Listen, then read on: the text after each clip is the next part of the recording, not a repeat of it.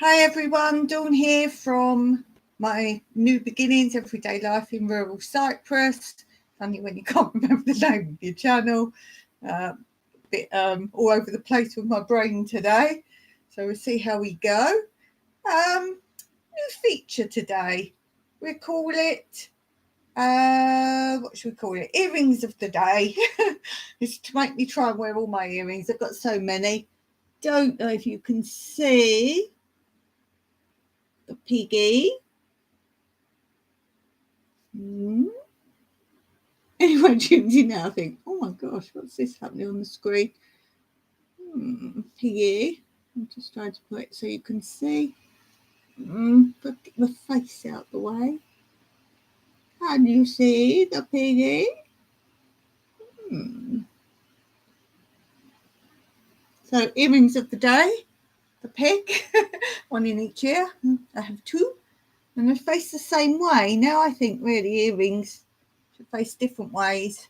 I guess you'd want them inwards rather than running off, would you not? Little piggies. So we normally start with mood of the day. This is a tricky one. Tricky. Hey, Krubby, thanks for coming over. Appreciate that very much. I don't know. What shall we say today? I suppose that one for my mood today.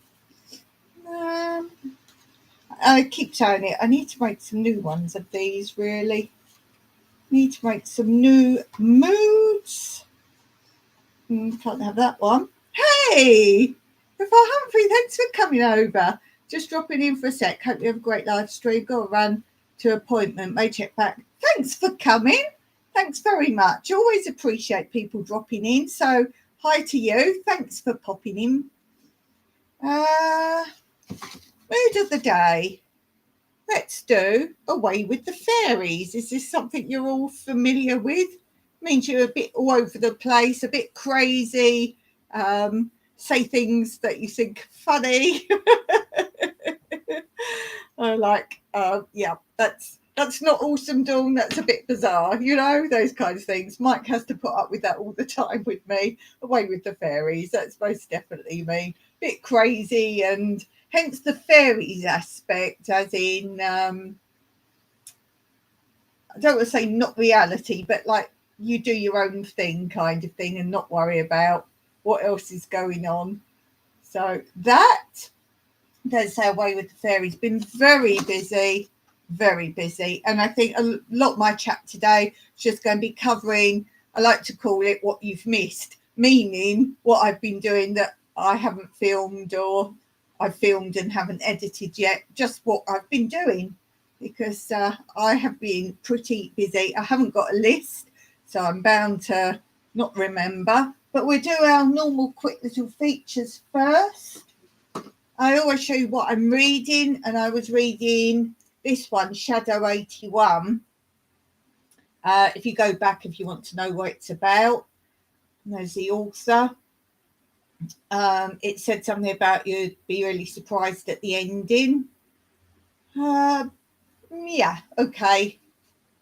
Character you won't think of did something, I guess. And I'm sure I've seen this as a film. As I say, just reading the description of it, I was like, I've seen that. I'm sure I am. So I want Mike to try and look it up and see if he can find it on the internet. And I always like watching a film after I've read the book. So I think we'll try and look that up.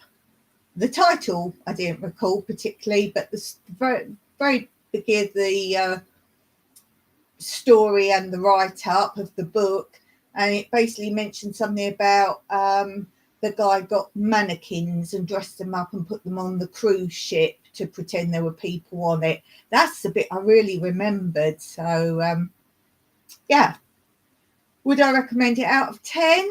8.5 out of 10 for sure. Not too many characters, but a couple of times I had to think, who was that one? So if you're all right with things like that, then yeah, it's a great book. When you read the description on the book, the beginning of the book's nothing like that at all, and you think, hold on, Well, where's this story? But yeah, 8.5 out of 10. So will I keep it? No, I wouldn't read it again. But as I say, I would like to watch the film. So it's not like it's no good. It's just not one I'm like, oh, wow, that was really good. I want to read it again. So that's going for either my guests that come or my workaways that come and help and volunteer here. And I just put any books that I don't want to read again. I just have one massive bookcase for keep books. And obviously, as I read stuff, that is my keep books. So if they're on that shelf, they're like, wow, they're good books. There's a few on there I haven't actually read, but that will be my keeps. And then these books will go to people who come and help here or holiday here because they like to start reading a book. They know they don't have to bring books with them. They can start to read them. And because I don't want them anymore, if they don't finish them, they're very welcome to take them home and any other books if they've got room to take more books. And I'm going to be starting my book nook, not for a long time yet, because it's going to take Mike to build it for me. And obviously we've got a lot else that's more important. Book Nook is like a free library for anyone who is in Cyprus. So if you're on holiday, staying at a hotel, or you live here, anyone at all, it will go out on social media that you can come to an area here and take any books. And if you want to donate any books to it, you can. So like a library, but you never have to return the books. So that's Book Nook. I will speak of that in the future. So that book's a go, as in away. And I haven't started reading the next one yet. I just picked it out from books I'd been given. And I notice it's Barbara Taylor Bradford. Now, I'm pretty sure most of you will at least recognise that name, even if you're not sure of her as an author, though she's quite a well-known author if you're into your authors. And they've made a lot of, I think, American sort of mini-series out of a lot of books she's written. And this one's called Playing the Game. So I try and change my book subjects of what I'm reading. So I'll go from what I call a more intense book to a sort of easy, almost like chick flick book. I'll jump around, then I'll do something historic or that kind of thing. So I like to try and jump around with them. This is a fairly thick book, which I do love holding a book. I do have a tablet that I have Kindle on, but I do love holding a book. And this one says, good-looking, successful Annette Remington is a London art consultant and dealer at the top of her game. When a rare and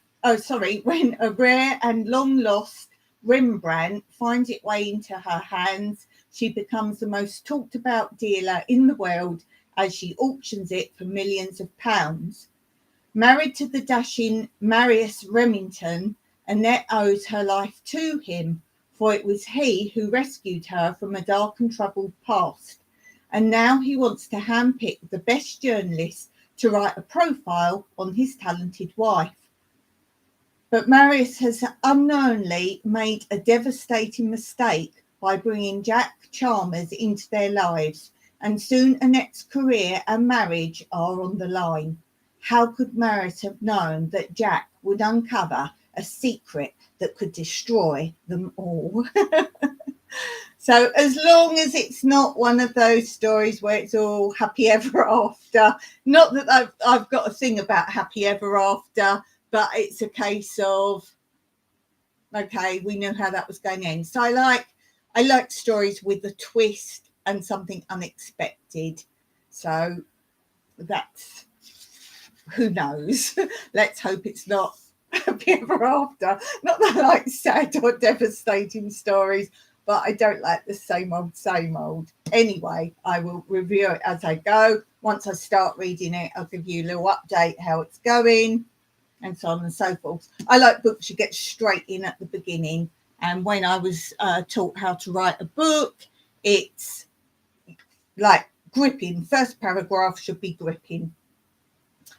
Okay, other updates. My apron, my gardening apron.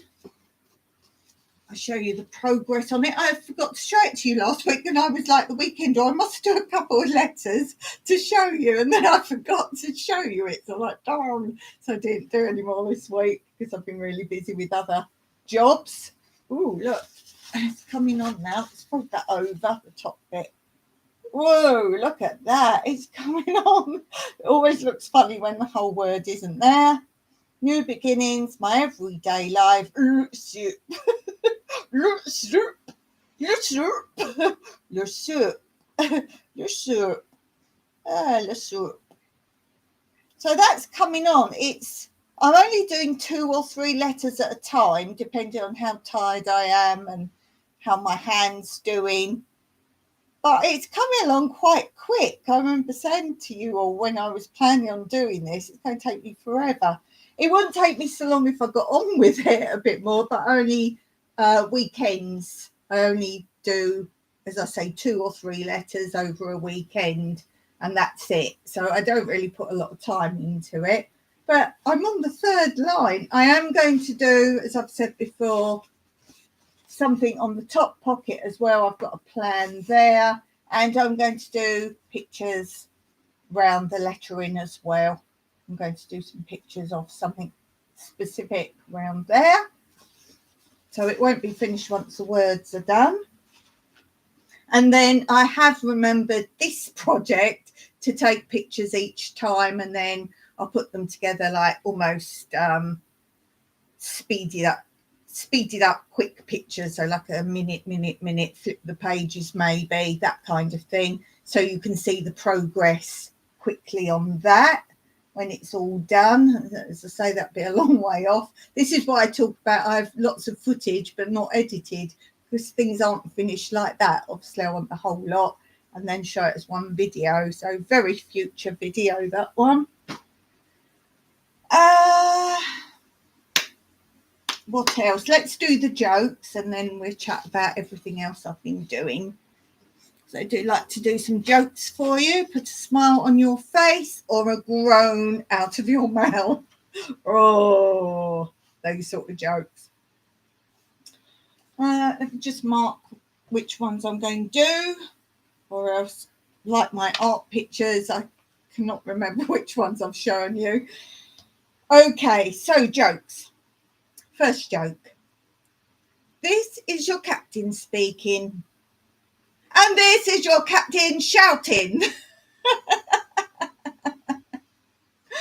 Oh dear. Okay, next joke. I bought a dog from a locksmith. The second I got him home, he made a bolt for the door. That's my sort of joke for sure. What's the difference between ignorance and apathy?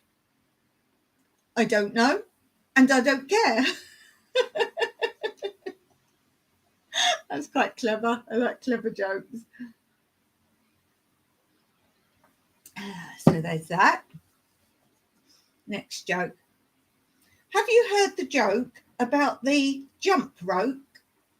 Have you heard the joke about the jump rope? Skip it. What do you call bears with no ears? B. Get it? Think of the word written bears. Bears with no ears. E-A-R-S. And you've just got the B left. So what do you call bears with no ears? B. Last one. This is for my friend Andrea. What's a foot long and slippery? Slippers. Slippers. Oh dear. So there's that. Okay, so what have we been doing? What have I been doing? Well, I've been doing 2 painting projects. One is part of a building. A building, part of a building on my land. What building's that, Dawn? What building's that? and adding something new to that building. So that will be coming up. But I've also been, this is a sneak peek because I am filming as I go, painting my seed jars. Now, if you remember, a long time ago, not that long, I was talking about, I've got jars, just old jam jars and marmalade jars, preserve jars. Some we keep and reuse, but I've always kept my seeds in them. This is how I keep them. I often put a bit of kitchen roll or paper towel, this kind of thing, just scrunched up inside, because if there is any extra air or moisture, which some people would be concerned about, it actually takes all that away. So it depends what the seeds are. And I do dry them out on, I've got the shelves here, the big black shelves that I bought out of donation money last year that I use for my growing indoors during the winter. And on those jars in this time of year, the summer, they're now in this room because I can't leave them in the sun lounge during our spring and summer because it's so intensely hot, and this is inside the house a lot more. So I keep them in here because they're plastic and they really would not last. They're really hard, durable plastic, but they would either start to melt in our intense or heat wave as well this year. So they'd either melt like that, or they would break up because you can't keep anything plastic here. It just breaks. If any components are made of plastic on anything, they break in no time at all. So this time of year, when I'm not growing over winter in the sun lounge, they're in here. And then I've got trays and what do you call it, cooking paper, or greaseproof paper we call it. I lay that down and put my seeds out to dry on it as I harvest seeds. And that way it's not like laying them on paper towels or anything like that where they'd stick to them as they dry out. On the kitchen paper or greaseproof paper, you can just lay them out, they're dry. You can just turn them over a little bit or shake them around and they won't stick to that. So I dry them out in there. When they're all dry, I've been putting them in these normal jars. And I was talking a while back about, I've got so many now, they move from one place to another as I got more and more. They used to be in the white drawers that are here. You saw that in a back video where I was sorting out those drawers. And I don't really want to keep seeds in this room. And I don't want to keep them outside. We don't have any storage rooms or anything like that where I could keep them, like a larder or anything. Although eventually, if I do get my new built walk-in larder, again, that will be many years away, but long term, then perhaps I'll keep them on the shelf there. But I was saying about not particularly mason jars, but I wanted that kind of jar, coloured glass, because I thought, well, now they're in this end of the kitchen. It's kind of like a breakfast room area, if you like. I've got the pine dresser and a bookshelf where all these books I was given were on there, because we used to have bed and breakfast in the house. So that was a great place as people came in to sort of come and say they wanted a coffee or something. They would see all the books, and on the very top shelf used to be places to go and leaflets and information and maps and things like that, and the books there for them. Well, obviously we're not doing it in our house anymore, so the bookcase just became a bookcase. And I was like, well, let's store these jars on there.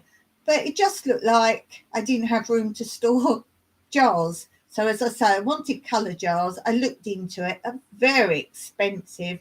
And I worked out I wanted about 45 or something to cover all the seeds that I keep.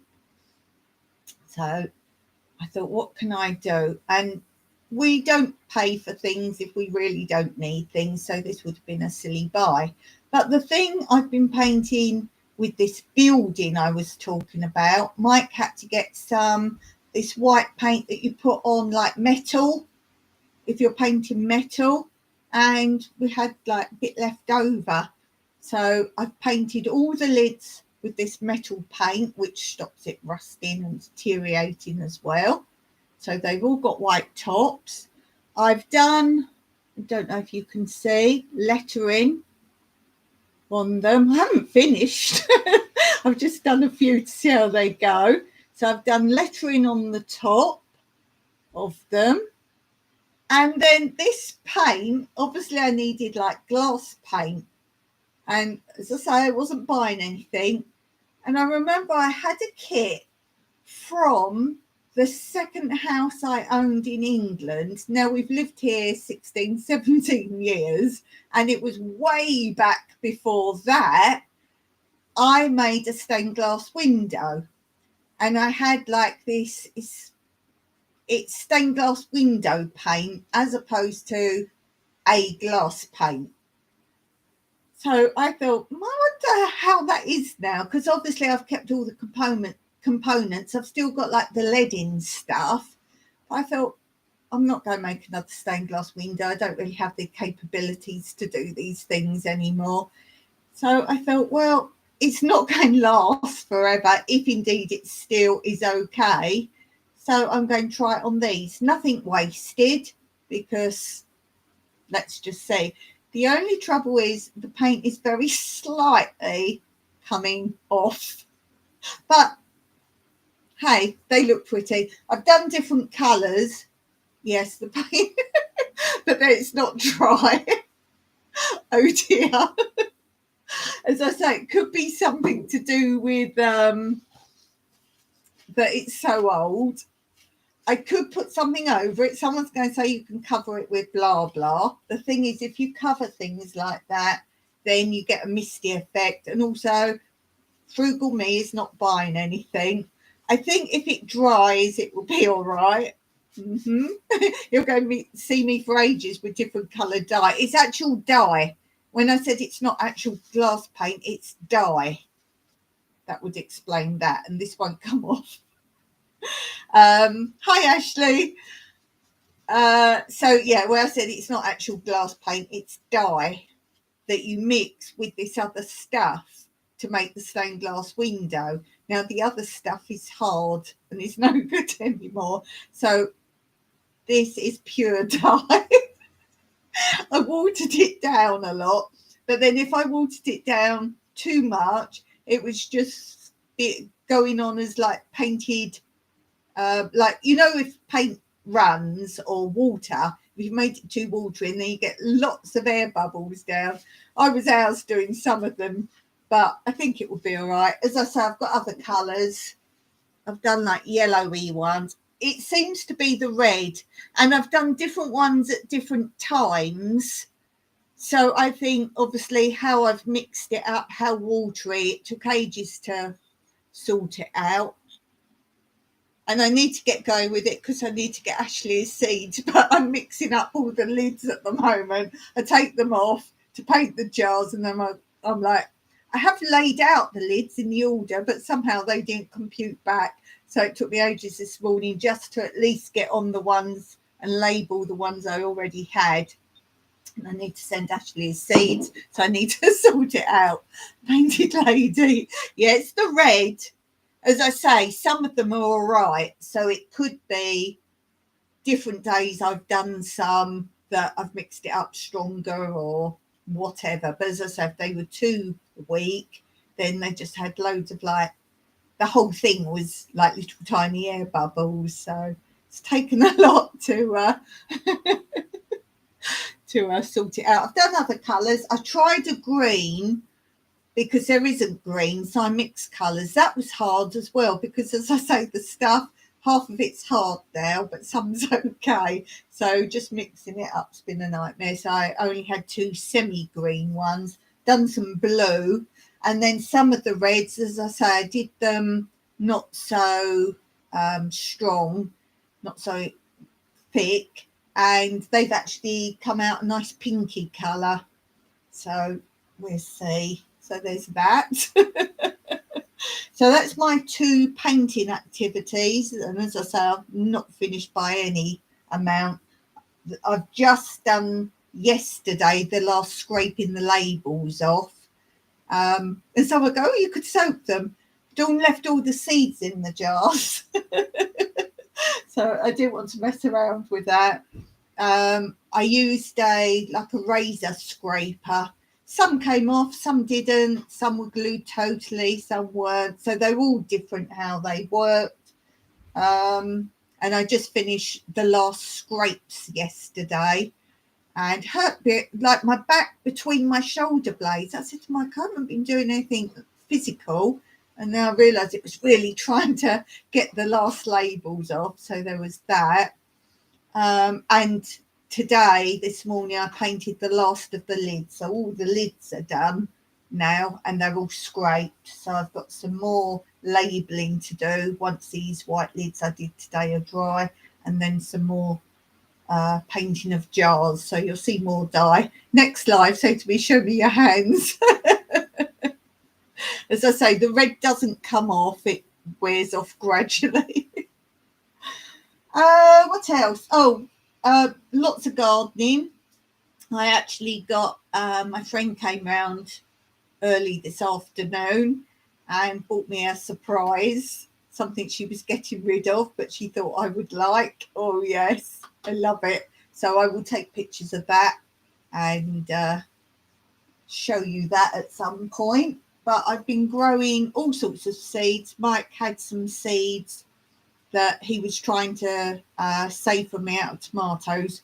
For some reason, he does all the tomato seed saving. I think he just did it when we first was growing, and I've just left him to do that. I do all the other seeds, but somehow he does the tomatoes. And he was drying some out, but he'd left them wet for too long and they started growing. So I said, oh, don't worry, I'll throw them in some little bit of my homemade soil. And they're growing really well. I've done some videoing of that, and the herbs I bought at Timmy Market are growing well. I've done a little video, just joined some of these things up. You have winter flowering pansies to put in pots. Oh, they're lovely. I like pansies. I like the purple pansies. Really like those. Purples with some yellows. I think the contrast of those looks really nice. I love them. They don't last very long though, but I do love them. Am I right in thinking they don't come up again, do they? I think they're a one-time flower. I'm pretty sure you can't save seeds of those. Tell me about that. What do I grow in? Oh, I've told you I'm going to be filming different vertical gardens. I'm showing slowly different ways of doing simple vertical gardening. That's a little project. I've got two things on the go at the moment. One's just built and nothing happening with it, and one's stuff growing in it. But I've harvested tons of aubergines. It's about my third or fourth big wave of aubergines, or eggplants, some of you say. Huge amount of those I've done. Saved all the seeds. They're a nightmare to save the seeds of aubergines. They've got to be worse than tomatoes, I really have. And melons, I was harvesting those. I've harvested some cactus fruit. So I've been doing lots of harvesting. And one of the melons, as I cut it in half, I normally cut in half to use them, cut them in half, and then make like moon shapes, like you'd buy them to eat watermelons like that, but these are normal melons, and then slice them up like cubes, like you would that. And as I cut one in half, inside it was perfectly dry. There was melon you could be eaten, but I didn't want to, because the actual seeds were bone dry. Because normally you get a bit of moisture when you cut open the melon around the seed, you get like juicy, bone dry in the middle, and they'd all like little shoots about this big, with the leaves bigger than the shoots, loads of them. So I just literally left them cut in half, put them as they were, so you've got quite a lot of seeds all together in pots, and just put a little bit of soil on top, and I've put them out on the patio here, so I remember just keep sprinkling them with water. So we'll see if they grow. And I've got some more random cucumbers. It's not the time of year we normally plant all these things, But I want to just keep continually growing, and that's why they're on the patio. So I can remember to water them. I believe they are one-off. They aren't mine. They are Karen's. Aha. Can't beat juicy melons. Yeah, that was weird, because the seeds normally have like moisture or a little bit of juice around them. These were like the melon you could have eaten, but obviously because these seeds are like starting to produce, I didn't want to. The seeds were absolutely bone dry. That was really bizarre. So what do I grow in? I found this is one of my best starters for growing. I don't make holes in the bottom, so I don't need any drip trays or anything like this. I think year before last I'd really intensely started growing in these. This is butter, like the spreadable butter, in case you don't know what it is. And it's not like the giant size one, although if you get the family size ones, they would be really good. As I say, I've stopped punching holes in the bottom of things to grow. I don't do it anymore. And because you've got a good depth here, it's small enough to start seeds that don't want like loads of room, or like pots that are a bit too big. So it's small enough there, but you can grow quite a lot. Yes, we don't even wash them out. Mike said he reckons there's something in the oil of the butter that's good for them. We don't even wash them out. So how's that for greatness? So you can put a lot in there. There's plenty of room, obviously, if you've got things that grow really big, but they're good enough. You can leave them in there quite a while. Let's say tomatoes, and after so long, you have to put them all out and transplant them if you're using a small round pot, say. But if you spread them out in here, you can grow quite a lot. And because of the depth of moisture, you can leave them in there till they get really tall, because they're going to still find lots of root room and lots of moisture within there. So you don't have to transplant so early. Hey there, Andrea. Containers perfect for leeks. Yeah, I can't think of anything I wouldn't start in there. I'd even start trees in there. You could start easily 2 tree seeds and leave them some time in there. That's nice, Andrea. You're lovely. I did a joke, Andrea, at the beginning of this one for you. I said for Andrea. Shall I say it again? Because you wasn't here. I did tell this is a joke for Andrea. So let me read you the joke, Andrea. I did my jokes at the beginning. So, joke for Andrea of Digging for Health. What's a foot long and slippery? Slippers.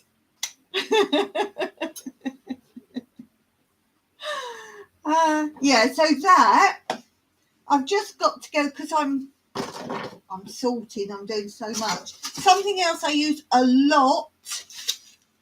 These. Bear in mind, we won't be able to get any of these things anymore. They have definitely started the no one-use plastics. They can sell what is in stock, but they can't order anymore. They can't import, and they can't manufacture one-use plastics, whatever it is. So anything containing a throwaway one-use plastic, it will increase from that. But right now, one-use plastic is no longer available.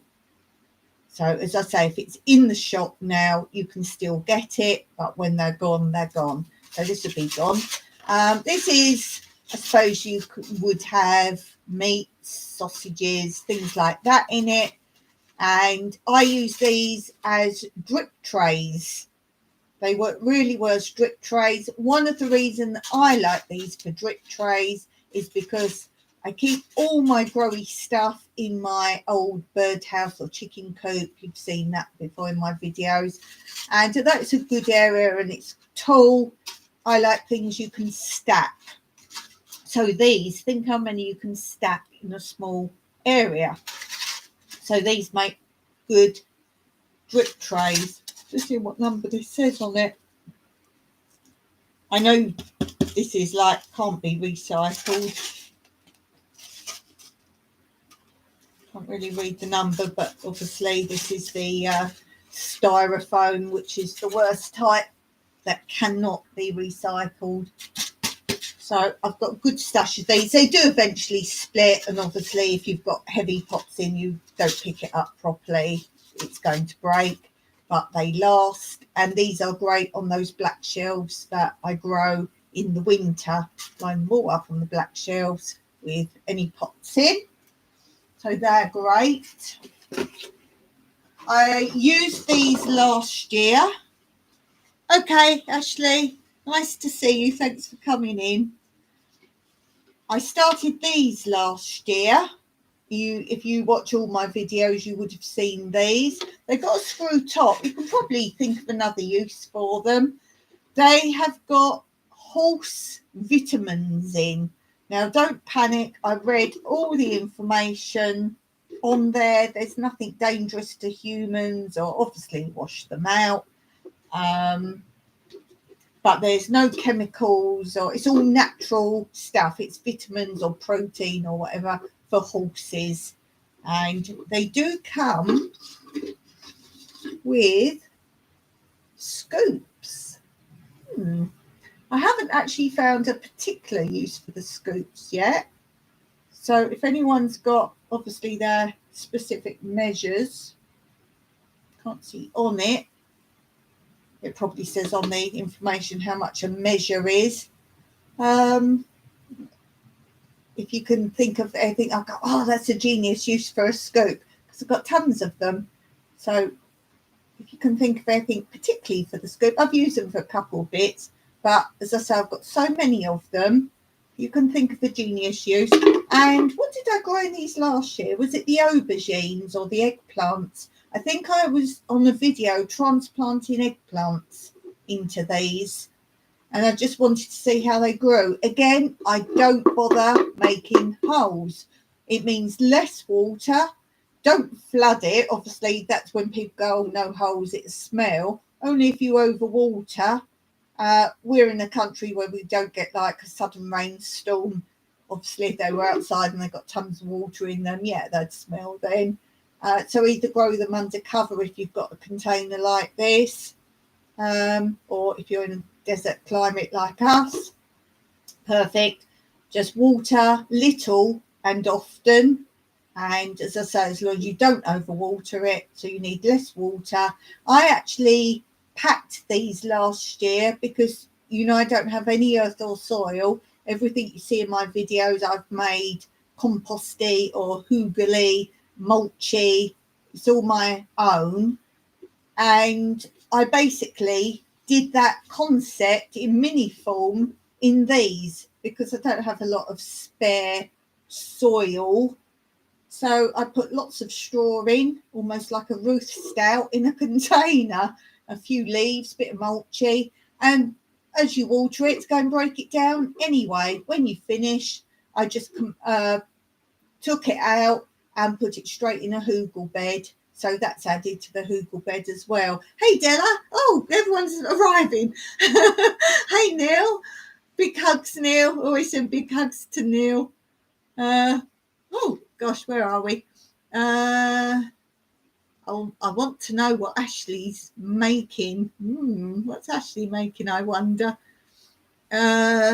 Neil says, I threw away a broken boomerang, then it hit me. Guess it wasn't broken after all. I did my jokes at the beginning, Neil, so afterwards go back to the beginning for the jokes if you want my jokes of the day. How's Stella doing? How are you doing, my friend?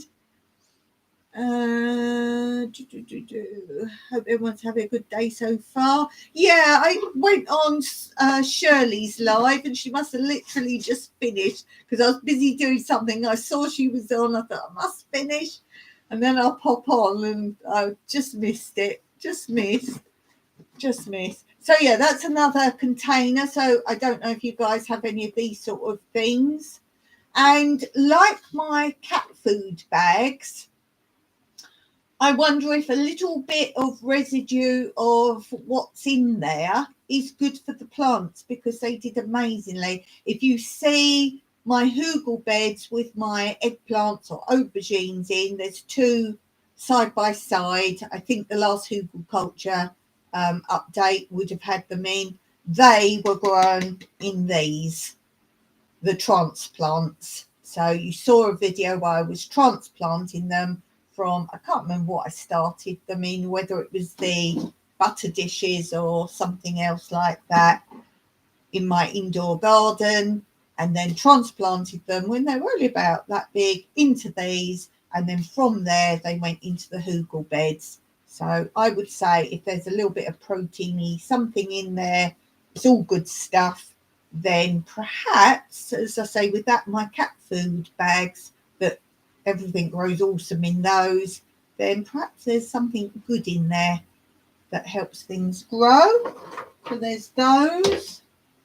Something else I don't use very often. My friend Bunky from Bunky's Garden, she did experiments growing different things in the cardboard egg boxes. These are good for your really tiny seeds. Aubergines maybe. They're so small. If you want to really subdivide each seed, those kind of things, maybe chives, or else you'll end up with a clump. Anything like that, they're okay. As I say, check out Bunky's Garden. She did a experiment trying some with tissue in, some on a cotton bud inside, and so on and so forth. Obviously, if you haven't got the hard cardboard one, leakage, so, or the plastic ones you can use if you could get them in the country where you live. So that, it's only because I'm sorting out this stuff that I've got it. And I wanted to show you something I talked about last time. I thought, I'll just pick up a few other bits. Obviously, toilet rolls for, if you want to grow individual seeds, if you've got tiny seeds. I've got a video how I make my little pots with these with no glue and no tape. And the bottom does stick together in such a way that you can move them around and nothing falls out, but also there's a way you can then open it. So if you want to leave it in here when your plant's grown, you can open the bottom and plant it straight in, and the roots will continue to grow. And if you're in a windy area, they're very good to grow like that as well there. So it's not folding the bottom, it sticks together, but no glue, no tape. So if you can't find that video and you want to know it, you know I can find videos quickly. So if you're interested, then I'll find that at some point for you. Digging Hale said, good luck with the toilet paper rolls, but my seedlings started to grow together in the egg carton. Yeah, it's like I originally used to do that where you grow on kitchen paper, and there I don't do that anymore. That can be quite annoying sometimes. It's a good way if you just, and it takes up a lot of room. So the other thing I like to use a lot, and it's an excuse for Mike to buy us treats now and then as a dessert, our banoffee pie and other things we get in these. Now, I like these because you can use them so many ways. For me, when I'm not using them, they're completely stackable. You can stack loads of them together. So that's always bonus.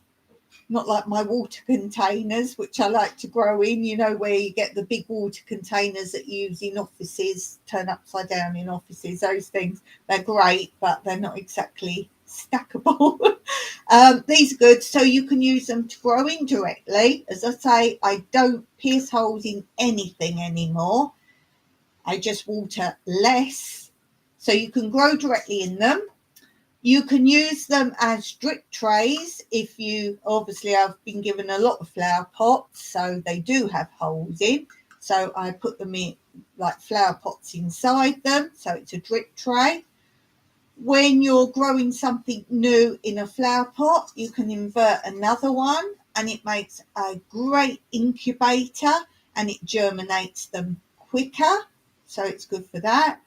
And also, when you first transplant out into the garden, You know this when you're supposed to, some things when they're new, put them out for a bit but bring them in, let them acclimatise. Well, I don't. I just shove them straight out in a bed outside and wedge this in the soil, and it protects it. It's heavy enough that it won't blow away in the wind. Obviously, if you're in Windy City, then you might need to put the stone on top. It lets the light in. It keeps the heat in over winter if you've got any smaller seeds, and it germinates it. And that's what I do with some of these big water bottles. I cut the top off and use that as a germinator as well. Throw them out now. Yeah. It's funny, Mike's like me. We save things. We might not know yet what they're for, but by Jove, when we think of something, we don't like that we throw things away. We're not hoarders. We don't keep rubbish, but you always think there must be something we can use it for. Where are we? Oh, that's where I was. So there's that. I've got loads more stuff. I've got loads of videos of salvage things, how I use them in the garden, and my weird growing containers. But the whole purpose of all that, apart from the fact I'm sorting things out, because Mike just comes and puts anything like that on my shelves and then I sort them.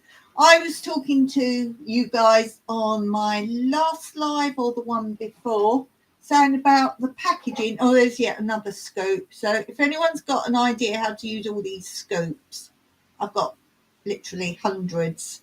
So again, I don't want to throw them away. They're going to be a really clever use for something. I wonder if it could be some sort of garden label. Oh, these white ones, not the clear plastic one. Oh, look, what about I stick it in the ground and could write with a pen what's growing? Ah, genius.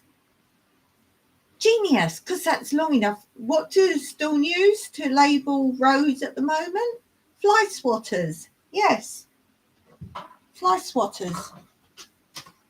Because you often use them, and this goes brittle. I told you everything plastic here breaks and deteriorates eventually. So this top bit deteriorates. Then Mike just breaks this bit off, and I can write in here what's growing and push it in the ground. And you can write with a pen that doesn't rub off, but end of the season, if you don't want that name on it anymore, then you can use nail varnish remover or acetone. You can, these permanent markers, you can rub off if you want to. When I first started using fly swatters, you know, they come in all sorts of colours. Well, I couldn't be bothered to write on them. So if it was the pink one, it was radish. If it was a green one, it was lettuce. And then let's say I had a blue one in the ground, because we had a blue one. And Mike's like, well, what's blue? I can't think what you're growing that's blue. I went, oh no, I didn't have any green ones left. So blue begins with B. And it's broccoli, because that begins with B. You wonder how I forget what's growing where. So yes, it doesn't matter it's round. As I said, I don't think I could write on the, I'd see the plastic one. Oh, it might be all right, because I think a lot of like this is clear plastic, but it's got a bit of colour. That might be a brilliant idea. Ooh. And if I'm very clever, I might even try and write on the inside, so if the rain does affect it, I think permanent marker would be all right with rain. I could write on the inside, that might protect it anyway. Genius. Genius. I just have these moments normally when I'm trying to go to sleep. Oh, things just come. Things just come. My husband wants to keep everything handy, but we don't have enough room to keep it all. I always tell him if he can't find a purpose for it in a year, then we probably don't need it, or you'll find a use the next day. That was a criteria. Moving here, we saw there's kind of two workshops, if you like. One is where the generator is. Remember, I've got the great big massive piece of machinery. It's not a generator, as you guys probably know them. It's like a car. That's our generator. So we've got that, but before you get to that generator bit, there's a big hole, if you like, workshop, and then there's another one that's near the chill out area that you see the silver back of, and I have done a tour of that, where Mike keeps his fines, and the other one keeps his tools in.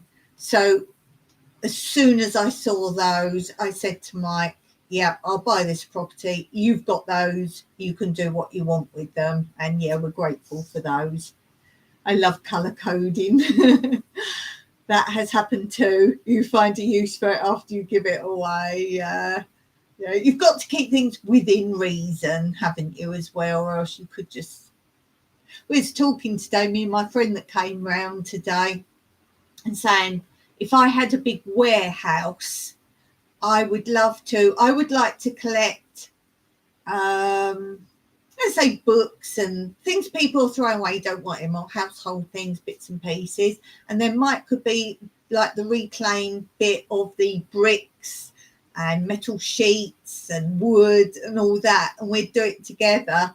I think in America you have those reclaimed places, don't you, and stone, and if you want tiles, it's all second hand that people don't want anymore. There's nothing like that here, nothing at all. Yes. Yeah, I think you have those. I'm pretty sure a couple of the channels I watch, they go and get those. Got one down the road. Could you go and film it? Oh, go film it for Dawn. I'd love that. And in France, they got the brocantes, which are more charity shoppy type places, but they do have iron gates and things as well. I've got a channel I watch in France, a couple actually, but one particularly, and she's done a few of those. As I say, we don't really even have markets or anything at all. That Timmy market, that's probably the best we've got. Could film it, but it's usually really messy in the building supplies one. Oh, it'd be fun. I tell you what, my Mike would watch your channel then. You might get a whole new following with that kind of thing. Or Repurpose My Way, Shelley. She goes and buys things and redoes them up and that. And also their main channel is where they actually went and to a reclaimed place. Oh, yeah. As I say, I like the brocantes in France. You would never buy plates, glasses, anything like that. You would go to a brocante, and it's like old ones and like nice, full sets, everything, old lace, everything the sort of older generation had, but the younger generation doesn't want. And I said to I wish we had something like that. But then I said, there again, probably it saved us a lot of money not having those. Flea market, yeah, flea market. We call it swap meet on the West Coast. You need to film these things. I just sit and watch all these. And when I watch anyone's videos, the Gypsy and the Vanilla Gorilla, they go to these sort of markety sales, and we in England we call them car boot sales. I think you say garage sales, but the car boot sales are in, say, someone's field. Whereas the garage sales, I think you have like certain roads, and Australia do it as well. They have a couple of roads that they're allowed to put the rubbish out on the street of a set week, and then it's advertised which streets are doing it that week, and you can drive past and take anything you want. And then so it's not like sale, it's giveaway. And then anything you don't want that's left there, then the skip comes the end of that week or whatever. So it's free, but garage sales, yeah. Yard sales, that's it. Yard sales, garage sales. We had, as I say, in England, car boot sales, but it wasn't at people's houses. They'd have one big field somewhere, and you drive there and pay to sell your stuff. So you pay £10 a car, let's say, and then you was allowed 2 tables in front of your car or something. So I miss those. They tried to do them out here. They never had enough people, so you'd go and support it, and it wasn't worth going again. They never got going. I bought some amazing stuff last time. I got brand new enamel coated cast iron Dutch. Oh, for $8. That's a bargain because they're expensive. Yeah, any of you guys who can go to these things, as I say, if I watch any videos, particularly Gypsy and the Vanilla Gorilla, because I often go to these kind of things, I always type all the way through the video because I pretend I'm going shopping with you. And I'll be like, oh, I like that, I'd buy that, or oh, that looks nice. And I literally like pretend I'm there with you. And I always ask the question, if you don't show what you bought, what did you buy? And then if you buy several things, I always put, I would have bought for my one choice this. If you could only buy one thing, what one thing would you have kept or bought? Neil says, I'm boring. I don't do any of that stuff. I know blokes like it, particularly if it's gadgets and gizmos, but I do think on the whole, it's women like it. Women like it's shopping. It's cheap shopping. Why would we not? Oh, yeah. If any of you guys can do that sort of video, I'd love that. But yeah, this is what I was saying last time. I was talking about this was packaging for, I think this was for the chopper. I call it a chopper. You know what I've got. I think it was the packaging for that. Yes, it was, because when I had the accident, like all the seeds went everywhere. It was all in this, wasn't it? And I was saying, this is that. I don't know what it actually is. It's like really tough cardboard. But I was saying you can get ones like this where I could do it with this one as well, but some are better.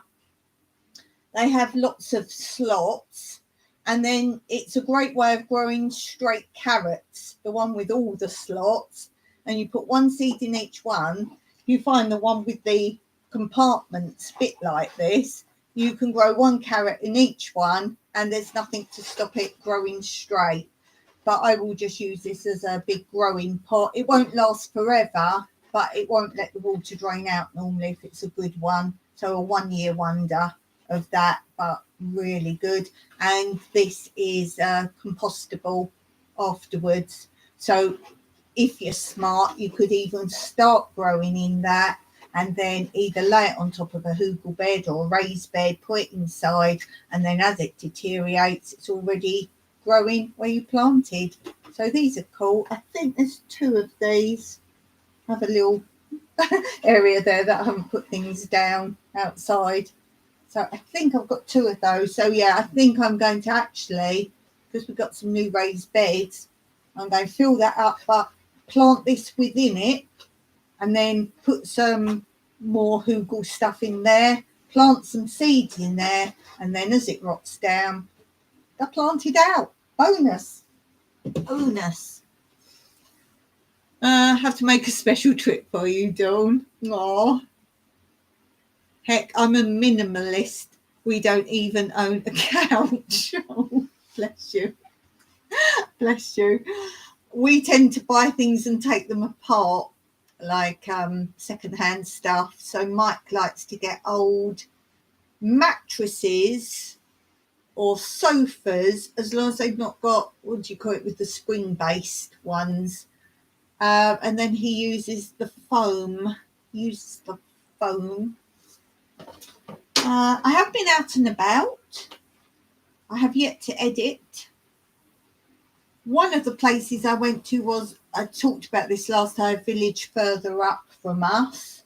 Beautiful village. It's a must-go-to village if you ever come here. And we buy Cyprus delights. And they come in all flavours. We've eaten the apricot one. You might know them as something else, but they were originally Cyprus made, Cyprus delights. So we have one flavoured with carobs. Ooh, look, that's carobs. Oh, I've been harvesting carobs.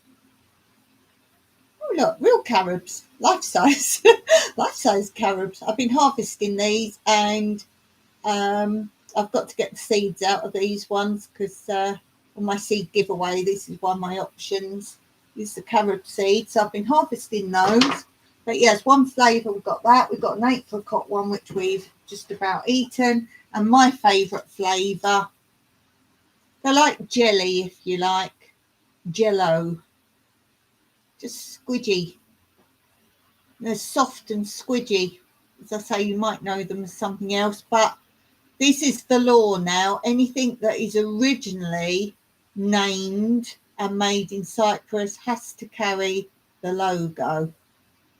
So as I say, some of you might know it as something else, which it now is not allowed to be called that. It's only Cyprus Delight, and it carries the logo to show it's been authenticated by the EU directive.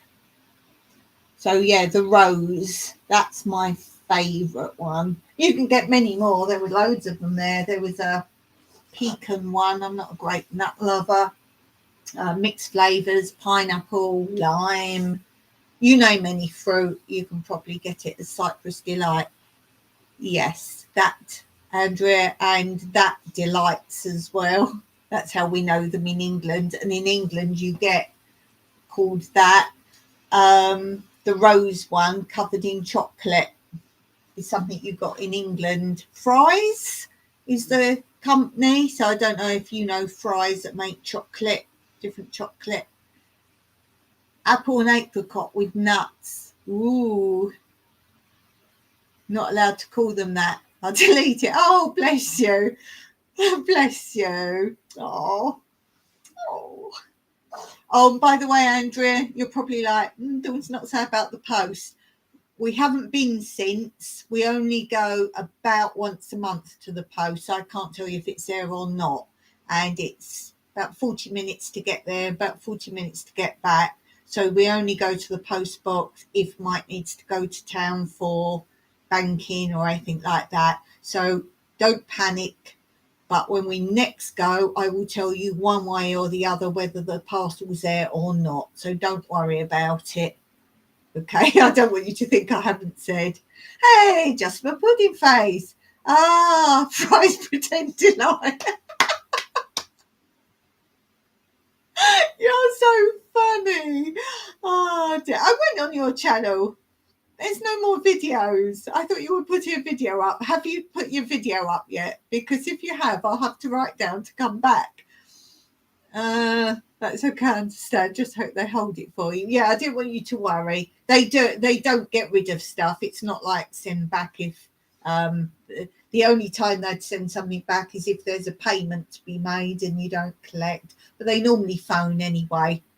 Because I told you with the t-shirt I won from Jeff, there was money to pay on it, which he wasn't aware of and we weren't aware of, and they did call us and say if you don't pay the was it import shipment, whatever, they have paid for everything, so I think there was a problem there, that they did call and say you either need to pay it or it gets sent back. I look too, no new videos. See, we're all coming, Janine. We're all eager to share your videos with you. So yes, yes. And if you do one, let us know.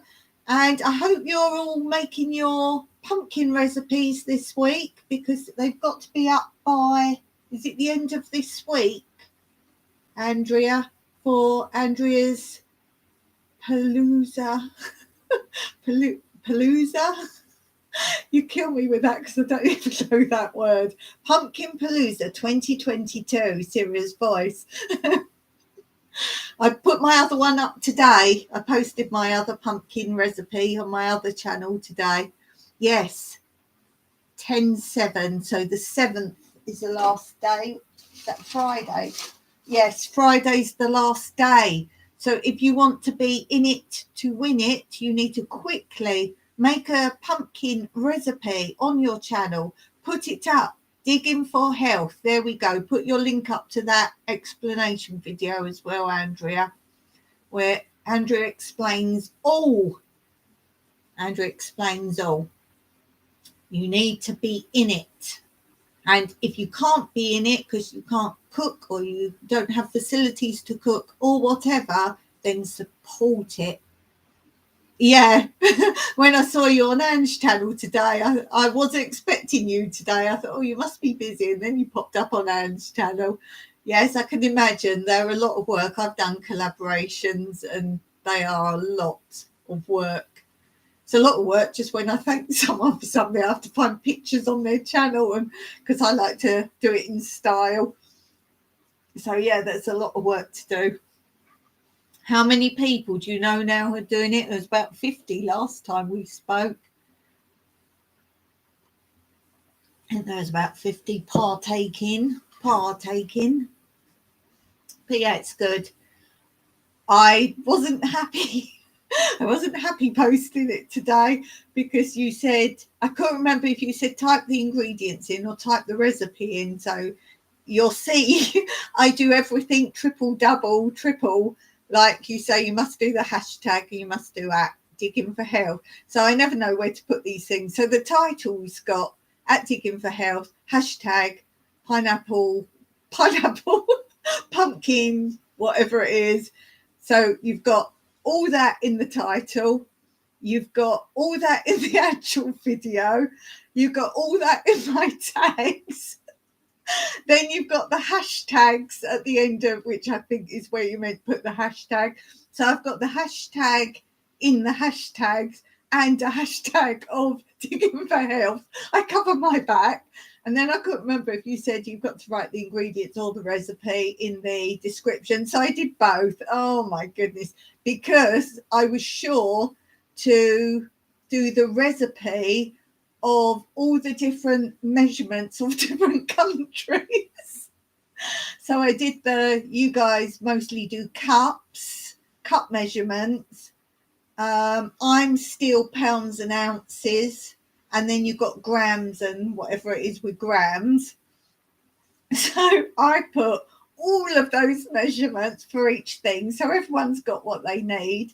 Plus, I didn't realise at first that spellings and names of things are different. So I put all that as well, such as gelatine, we spell with an E on the end. And I think you guys don't put an E on the end of gelatine. You say gelatine then. Gelatine. And then you've got cream. I can't remember, but we say, I forget what we say now. You call it something cream and we call it something else cream. So I put all that. What was the other thing that was different? Sugar. We say caster sugar and you say, do you say fine sugar or something? I looked that up. So you can't say I didn't work hard to cover each ingredient of each name and each measurement. Oh my goodness. So I had to type all that in, which I'd already typed in the video. And you know how it takes me longer to type and things. Oh dear. So don't say I didn't try to cover everybody's aspect of making the recipe. Wait, I've lost some messages. I looked to no new video. Coming soon. Health took a downturn. Oh, and gearing up as we chat. Oh, all the best to you. You make me smile when I just read your channel name, so I hope that does the same for you. Digging for Health, yes. I read that one. We had 44 uploaded already and 2 more days left. I did spread mine out for you. Open collab video. Do. So check that out. If you're watching this back later, do click on the links. And if you can't click, I know some people are having trouble with links at the moment. So just go on Digging for Health and you'll find the video. I sometimes do that. I just write down the channel name. Wow, that was very thoughtful of you. I just left it for people to look up themselves. Yeah, all cups, teaspoons and tablespoons, right? Confectioner's sugar. Yeah, I think it was that. It's the finest find his spiny. Maybe it was that. So I apologise if I put anything wrong. And you get the imperial measurements and the metric measurements. And I was like, I don't know which I should put really. Hey, Blue's there. How are you doing, Blue? I saw your recipe, your pumpkin recipe, Blue. Blue Self-Reliance channel. Don't forget, check out everyone's channel if you don't know them. Got an awesome community. Oh, lovely. Lovely, lovely. Did like it. I did like it.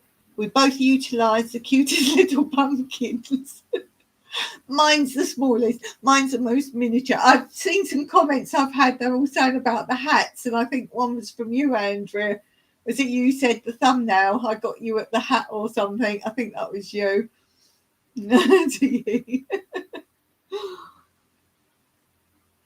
Yeah, I've looked at a couple of recipes on there so far on the actual channel, because you did I don't know what you call it, like the thumbnail banner of a few of the channels that had done it so far. So I did have a look there. I didn't comment on any of them because I don't want to randomly pick out people. So I will go back and look at all of them and then drop some comments. So I haven't done any pumpkin comments because I want to watch them all, and then I'll know which ones I've commented on, because sometimes I just click on to have a look what it is, and then I'll go back later, and then you get the red line. I'm like, oh, I've watched that. No. So if I don't comment, I know I haven't watched it, because then if I'm like, have I watched this or not, and I'll look and there's no comment from my channel, so then I know I haven't commented. I'm just going to be on the phone for a sec because I need to finish the pots and vacuum round, but then I'm all yours. We don't vacuum here because we don't have any carpets. No carpets, no mats. Cypriots think carpets are very unhygienic. And yes, we have mats. People have mats. And we don't really have that many. We tend to have the ones I was talking about on Monday, the rag mat things, the Cypriot ones. And we kind of had those by the side of beds. So if in the winter you get out and your tile floor's cold, you've got that there before you put on, Andrea, your slippers. Your slippers. So yeah, the slippers. And if you've tuned in late, don't worry about all my red hands. You have to run back to see the beginning. That's not as bad as it was at the beginning. It wears off eventually. Wears off eventually. I vacuum all the doors, even. Do you mean floors? Vacuum all the doors, even without carpet. Yeah, the doors, because the broom is too hard for me to use. Yes, I like your, what you call it, broom that you made, your mop thing you made. I've seen that before. It's pretty cool. Good way to use up old t-shirts and things, I would think, as well. Very good. Very good. And if you want a new tip, if you weren't on at the beginning, if you've got any little scoops, Dawn came up with an amazing idea to use these little scoops a little bit back in this video. It just came to me as I was saying, if I've got so many of these, if anyone knows what I can use them for, tell me. And it just came to me what I could use them for, something really awesome. So check back on that if you didn't see the beginning. Oh, itchy. The Cuba mop. Oh, it's a Cuba mop. Oh, that might be where I saw it then, because I was in Cuba for some time. I love Cuba. Cuba's awesome. Cuba is awesome. I would say one of my top countries that I've visited. Cuba is awesome. The music is everywhere, and I mean everywhere. Absolutely everywhere. I've said before that when I came back home, I couldn't not have music on all the time. I like my music. I do like my music very much. I think music is one of the best inventions of the earth. I think I couldn't manage with no music. No more music. Can you imagine no music in the world? Oh, awesome. Awesome. Thanks for all the thumbs up, guys. Really appreciate that. It's really good. I feel like tambourine time. I've got so much stuff out. I've showed so much today. So much stuff. Ooh. We're going to do a shout out. I like this. I feel like the people I shout out won't ever know. Secret shout out, we should call it. If you know who I shout out, do let them know we've got a shout out. So we dip into the letters. We hope we've got someone in my community that starts with the letter. I apologise if I say, oh, I haven't got anyone with that letter. If you're starting with the letter L, it could have been you today. So let's see my community, who we can shout out a channel beginning with the letter L. So get in my community, get on my list, and you might get a random shout out. Oh, there's tons. Oh, this is easy who I'm going to pick today. I have to mark it so I remember who I've done in the future. Let's just put a little mark there, who we're going to shout out today. We're going to shout out Light and Love 73. Light and Love 73. She is awesome. She's Alabama. I'm pretty sure she's from Alabama. Her and her son. Absolutely awesome. Light and Love 73. You don't know who she is. That's Terry. Go over to her channel. Say hi. And that would be absolutely awesome. Type it in. Light and Love 73. Oh, excellent. Look at you, Andrea. Andrea's there. Straight in there with one of those random shout outs that Dawn does. She's absolutely, just such a lovely person. She really is. She's a great part of my community. She really is. And I believe she's been following a lot of, if she comes in the chat and there's guys there, she does link up to them. So she's really community based. She's absolutely awesome.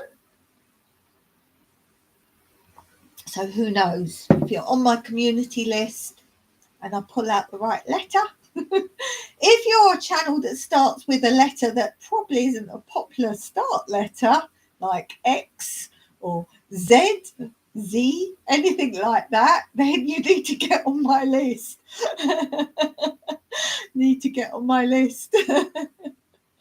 I showed my pig earrings at the beginning. I'll show them again just because they're awesome.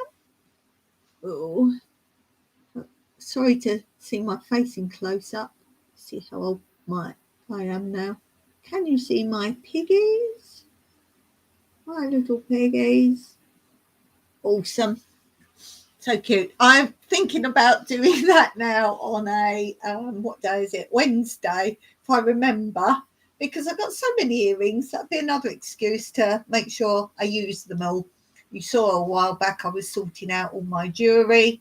They're accessible. So now we need to wear them. I tend not to put them on if I'm doing gardening, because if you get a bug or something, you know my coordination's all over the shop. So if I get a bug, say, sort of on my head or something like that, and I hit it, I'm more likely to slap myself around the face. So I don't like to wear earrings, because I think if I'm sort of doing this kind of thing, I'll knock a back off or something like that. The ones I wear a lot, you probably mostly see me with, like the little study type ones. They are, when you first have your ears pierced, they're the sort of ones, you know, the thicky ones. And I do tend to wear those in the garden and out a lot, but very rarely will I wear a different type out and about. Plus, obviously, a lot of earrings, I've only got enough, like 2. And I like to wear quite often all my holes filled. So if I go out, I do tend to mix and match and whatever else. But these are bigger ones, so the whole above, you can't really wear another one unless it's something tiny. I like wearing dangles, but have to be lightweight. I was just going to say, as I read that, I've got some quite nice hangy ones, but if you wear them like for something nice, and then after a bit, they get a bit heavy. Oh, hello. I bet you can't guess which cat it is. Yes, come on then.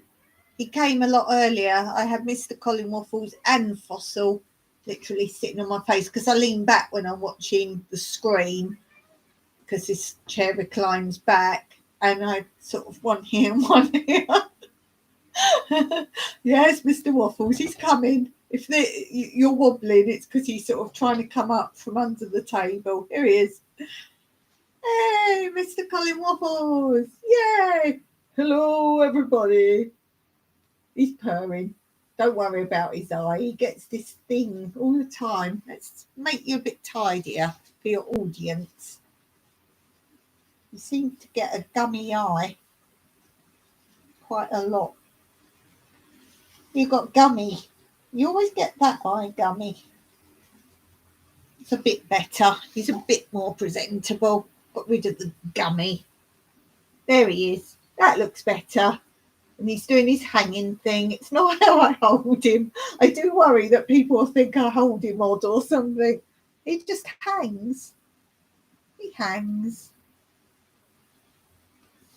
Janine says, I wear odd earrings. I can never make up my mind. Oh, I don't like it if these study ones I was talking about. I haven't got all the same, but I got like 2s and 3s. But if I put 2 on this side different and I get the wrong way this side, I don't like it. I was saying I was never allowed pierced ears as a child, and so I didn't have my ears pierced till I left home. I was a big girl then, so I wasn't allowed. And I never wanted just this. I used to wear an ear cuff, like a fakey one, an ear cuff here. That was where I always wanted my ears pierced. But I didn't want just up here, not down here, because I've actually got fairly big lobes. So I thought, well, I'll have bottom done and then there, because I didn't know if just here would look funny, because it might make this look bigger, who knows. So I got the bottoms done not long after I got the next ones done. Then I got this one done because somebody said if you have it done here, it's really like painful. Well, I had these bottom ones done in Claire's because being a complete novice, I assume that's where you had them done. Then next ones, did I do those in Claire's as well? Yes, I think so, because that's how I've got all these matchy ones. So I had next ones done. Then I really wanted the tops done. So I had this bit done thinking, well, I'll have it done there at least. I could still wear the ear cuff. So I had the top one done in, it wasn't a dirty place or anything like that. It was like markety type thing. But it wasn't like I assumed Claire's was, because I know some people have issues with Claire's. I never did. I had no problems, but a lot of people say no. So I went to, it was kind of a tattoo-y type place. They didn't do tattoos there, but that kind of place. And it was like an indoor markety stall kind of thing. So rough and ready. And they went through the top of the ear. And I was like, that was better. That was fine. And then I went back there maybe a year after or something, and I thought, well, that didn't even hurt at all. And I said, can you have it done there? And he said, oh, a lot of places won't do it there. I'm happy to do it. I went, okay then. He did it there, and I don't have trouble with them, but this one I need to wear fairly frequently an earring in it. I suppose it's gristle, so it closes up. My mum said no, and my dad took me out to get them done. I was really young, 5 or 6. Yeah, I know a lot of people have it as children. My personal feeling is don't have babies done. I I'm not keen on that. Or I don't know why people need to have babies done. I know little girls want it done. I don't know. I think it's personal preference. They can close up, but I don't really like when people have it done to babies. I'm not really keen on that. Neil says, I pierced my ear with a lapel pin, slammed it through, put the back on, poured peroxide on it every day for a week. Ouch, Neil.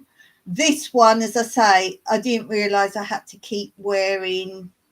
I can go 2-3 days and then I use the original ones, the thick ones, and shove it back through, because one time, as I say, I didn't know I had to keep putting that one in and it did close up. I couldn't even find where the hole is.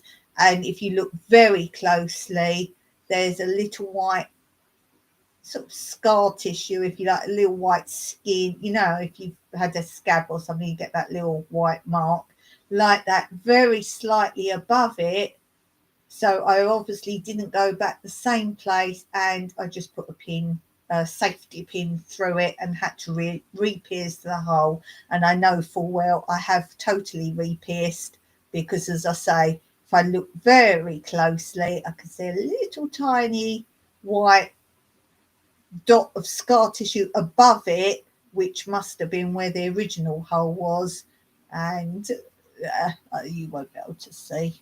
Pretty sure you won't be able to see. So what I do now, I can even feel that scar tissue. It's a bit rougher, slightly above it. So when I can't quite find where the hole is, I kind of feel that, and then I know it's down and angled a bit underneath that. I mean, because I thought to myself, this is when we had no money out here at all, and I wouldn't have known where to go or couldn't have afforded it. It was a for me thing, which we weren't doing anything for ourselves in that very bad frugal time. So I wasn't able to go and do it anywhere, even if I found where to go. We had no petrol, no car, nothing. So I thought, well, it's either going to close up all the more, which I didn't realise I didn't hit the right spot. So I've either got to do it myself, or I'm going to lose that one. And as I say, that's the one I really, really wanted overall. So I thought, right, shove it in. I'm that sort of person. If I want something, I'll do whatever it takes. So it's like, I did scream. I just forced it through. I could have gone slowly. As I say, I thought I'd feel the hole once I got in, but it's because I wasn't in the right place. I can feel mine. I never needed to have them redone, even though I've gone years without wearing earrings. Yeah, I think it depends on your sort of bone. And as I say, I'm pretty sure that's gristle. Where have she gone? I was going to say, where are yours? How many holes have you got, Janine? Coming and going. Have you got pierced ears, Blue? Yeah, you've got pierced ears, I'm sure. Oh, you got eyebrow or something. Yeah, you've got all sorts. Tell me what you've got. I can't think. I think you've got an eyebrow. Have you got a nose? Pretty sure you've got an eyebrow. You've got 2 eyebrows pierced. Sure you've got an eyebrow? Oh, just tell me. You did your own with mate in the girls' toilet at school, both holes in both ears. Yeah, that's the way. Got your eyebrow done, a nose. Oh, a lip. You got a lip as well. Yeah, I thought you had multiples. So what have you got ears then? You just got 1 hole each ear or multiple? Can't think. I just remember seeing other things. Other things. 2 holes in each ear. Right, 2 in each ear. I like that. I think one's nice. But I like up here. I do like up here. I would be maybe tempted another one, but I won't now. Got one there. It's hard sometimes for my hands to actually put earrings in. Used to have a few other piercings, but not what people can see. 2 in each. Use your bottom of ears. Cool. Some people suit certain things. I mean, for me, I can't imagine other places. For me, that's me. But some people are also, it's like tattoos. I've spoken about this before. I would want one on the top of my foot. So these are my toesies. I would want one here. I wouldn't want one on my body. I like them when people have them on their backs, but what's the point when you can't see them? And I think girls have to think, if they're going to wear, let's say, a formal dress and then they've got a tattoo, yes, you can cover them up, but there's that. But no, I would want one here, but no one would do it here because they say that's going to be the most painful because you've got like bone and not much skin and all that. What would I have? I don't know.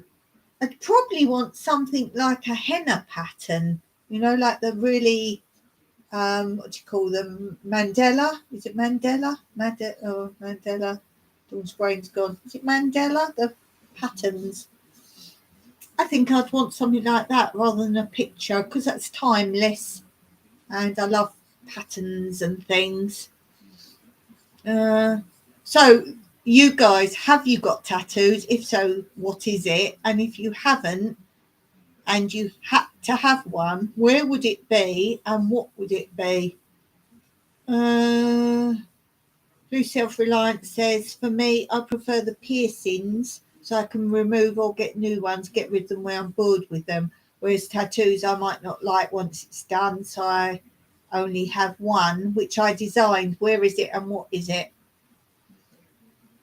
And is that something for a video or not?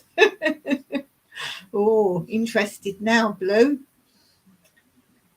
Jasper Pudding Face. I have always wanted one but can never make my mind up. That's why I don't think I would choose a picture or a word. But I agree with Blue. You've got to have it forever. That's why I wouldn't have my body done. Whereas on your foot, what's the most it's going to show? Flip-flops. So if you were to cover it up, that's very easy to cover up. I think I would be interested in that. As I say, Mandela pattern for me, I think, like a Henry type pattern. So it's more, I'm not a boho or anything, but I just like the idea that if it's a tattoo. Blue says, mine's a butterfly with 2 semicolons in the design. Oh, right. It's on my right hand where I can see it and can remind me I'm still here. Oh, I like that. I need a picture of that, Blue. Email me a picture of that. 3 semicolons.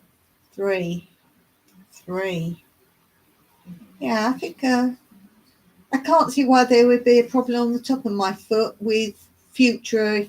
And the other thing is, particularly us girlies, as we get older and shrivel, that tattoo's going to look completely different. It's not a case of even looking mad when you're older, which that could be an issue as well, but it changes, doesn't it? Your skin changes. If it's a picture, mind you, I say that, my pattern might look all warped.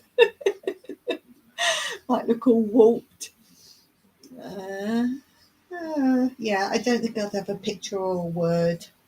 But as I say, no one would do it on the top of my foot anyway, so that's nothing beyond talking about it. But I think that's a good place to go for it.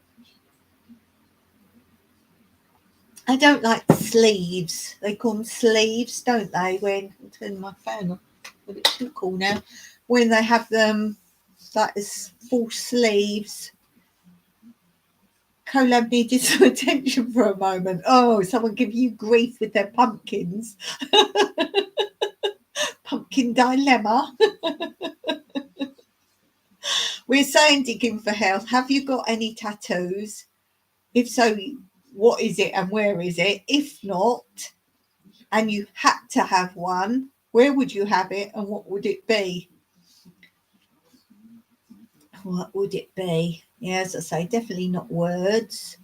I hear a lot of people have these like Chinese words and whatever, and they say what they want them to mean, and they never do mean it, as in it doesn't say what they think.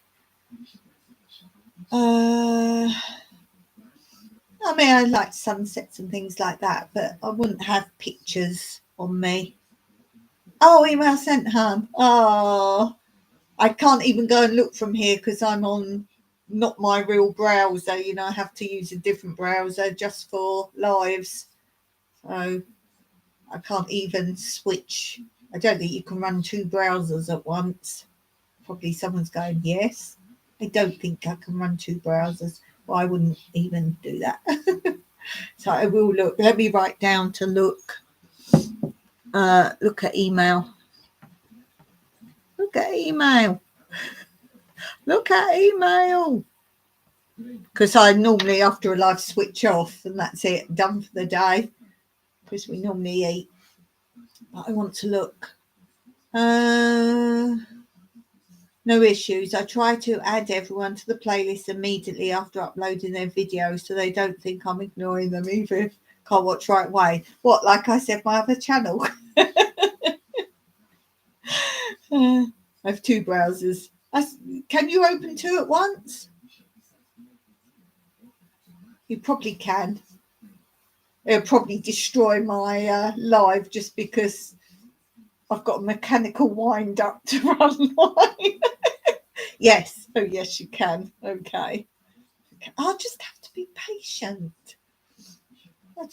It's funny. I'm thinking now the new browser is the one that was causing issues. You know, I said I was uploading a video the other day and I could copy like the music link or whatever. I could copy it, but I couldn't paste it in the YouTube upload, like the description, unless I joined it onto something else already in there, and then I had to move it down. But that was this browser because the other one was playing up with lives and whatever, and it was also playing up uploading, downloading, uploading, posting, posting. So I've been using this browser, which is a bit rubbish, but it works for lives. And I think it was this one because today I posted using the old browser, which is fine, but I can't do lives on it because it won't accept the microphone. And I was just posting as normal. And I thought, that's interesting. Who knows? Who knows? I just got sent my second episode on the TV. Cool. Cool. Have to watch that. It really is. No ads. Yay. We have no ads. We have no ads. We don't get ads. No ads.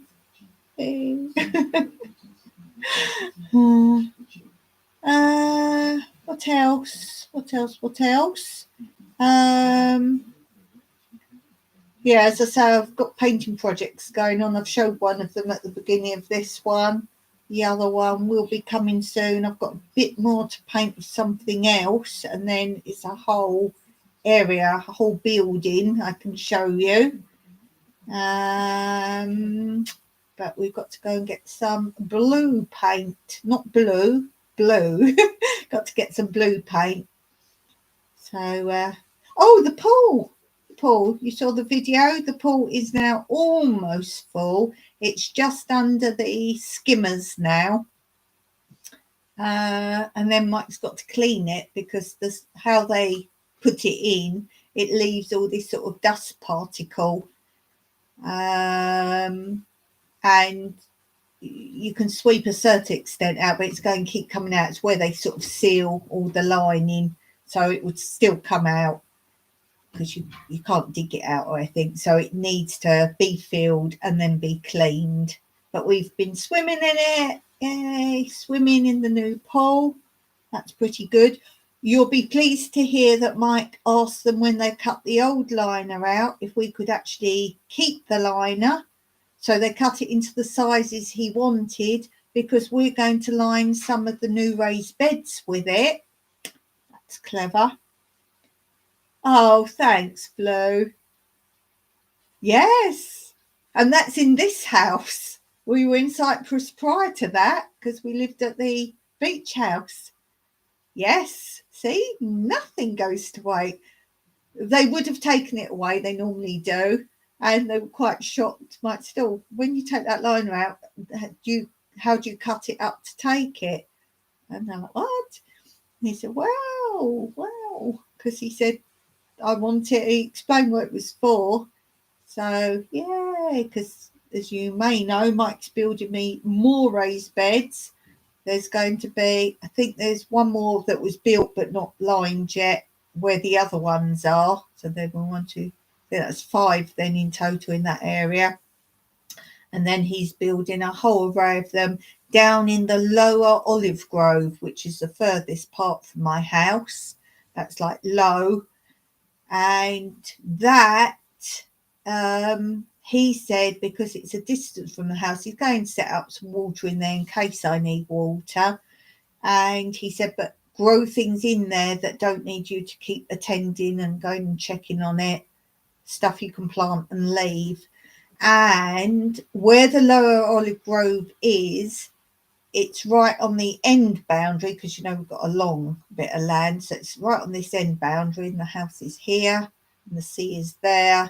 It's on this boundary here, and I've just done a walk which I filmed, but you've got some other walks prior to this one being posted because I've kept them in an order.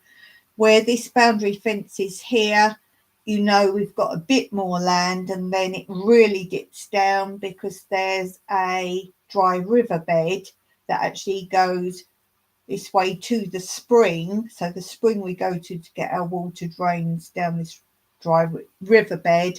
And I've done a walk not starting from here. I've gone further down this way first, round this side nearest you, and then tried to find ways down in the dry riverbed because I wanted to walk as much of it as possible because it's all really overgrown, and I knew I'd have to walk a bit, wouldn't be able to do any more, come up again, go along, go down, to try and film for you as much as possible as the dry riverbed as far as I could get.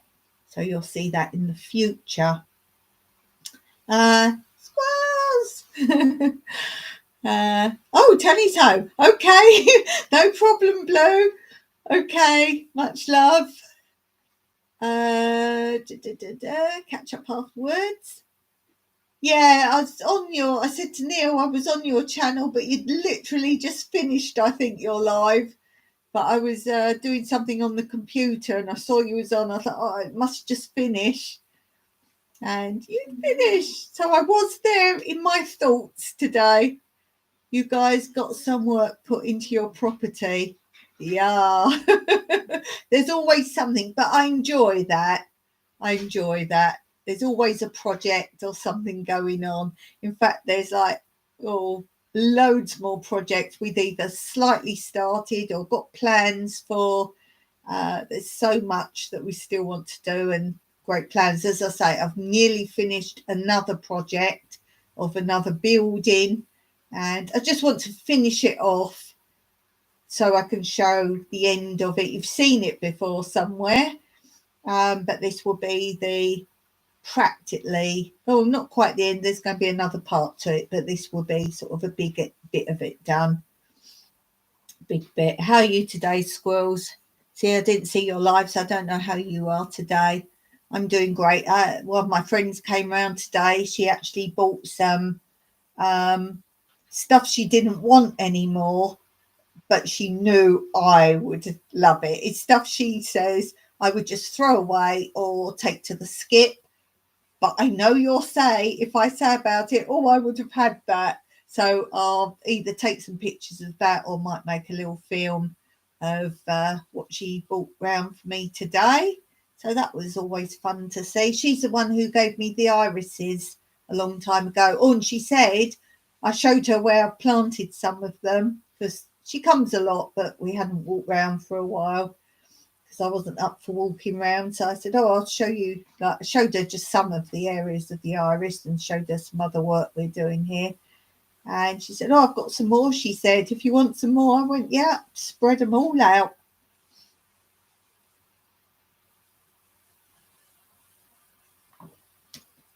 Yeah, so the video you saw, the gift of iris, it was something else with that one.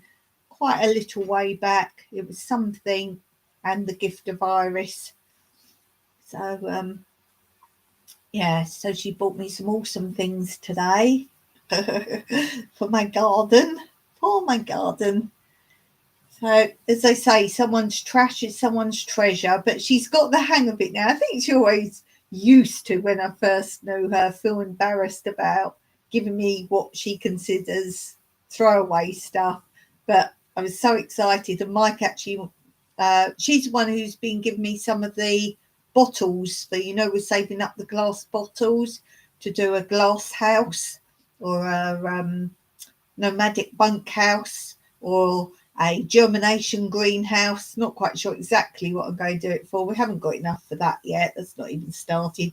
You'll keep seeing little bits of the bottles piled up. It was the old pigsty. So you keep seeing little clips of that, but that won't happen for eons yet. Yeah, so she was parked down the end to get the bottles out the car. Mike went down to help her do that, some more bottles. And then she got this thing out the car and started coming up with it with Mike. And apparently he said, oh, Dawn's going to love that when she sees that. And I was excited.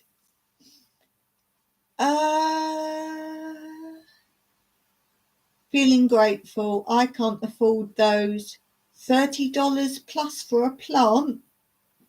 So I managed to win some. That is awesome. So awesome that you won some. Where did you win them from? Where did you win them from, squirrels? Oh, see, I've missed your live today. I'm not up with the chat. Where did you win some from? Oh, you won some. I need to know now. Potty Mouth Planter. Is that a channel? Is that a channel? I don't know that. Is that a channel? Sounds like it's a channel name. You're laughing. Oh. You're in the know, Andrea. I don't know what you're on about, you two. Now I don't know. You say just watch my live. Watch it back, Dawn, then you'll know. We're not telling you. We're not telling you. Watch it back. Watch it back. You say watch yours back. You watch ours back. I looked it up. It looks like it's a channel. Aha, see? It did sound like a channel. Sound like might be a bit rude, though. We don't like rude channels. Is it rude or funny?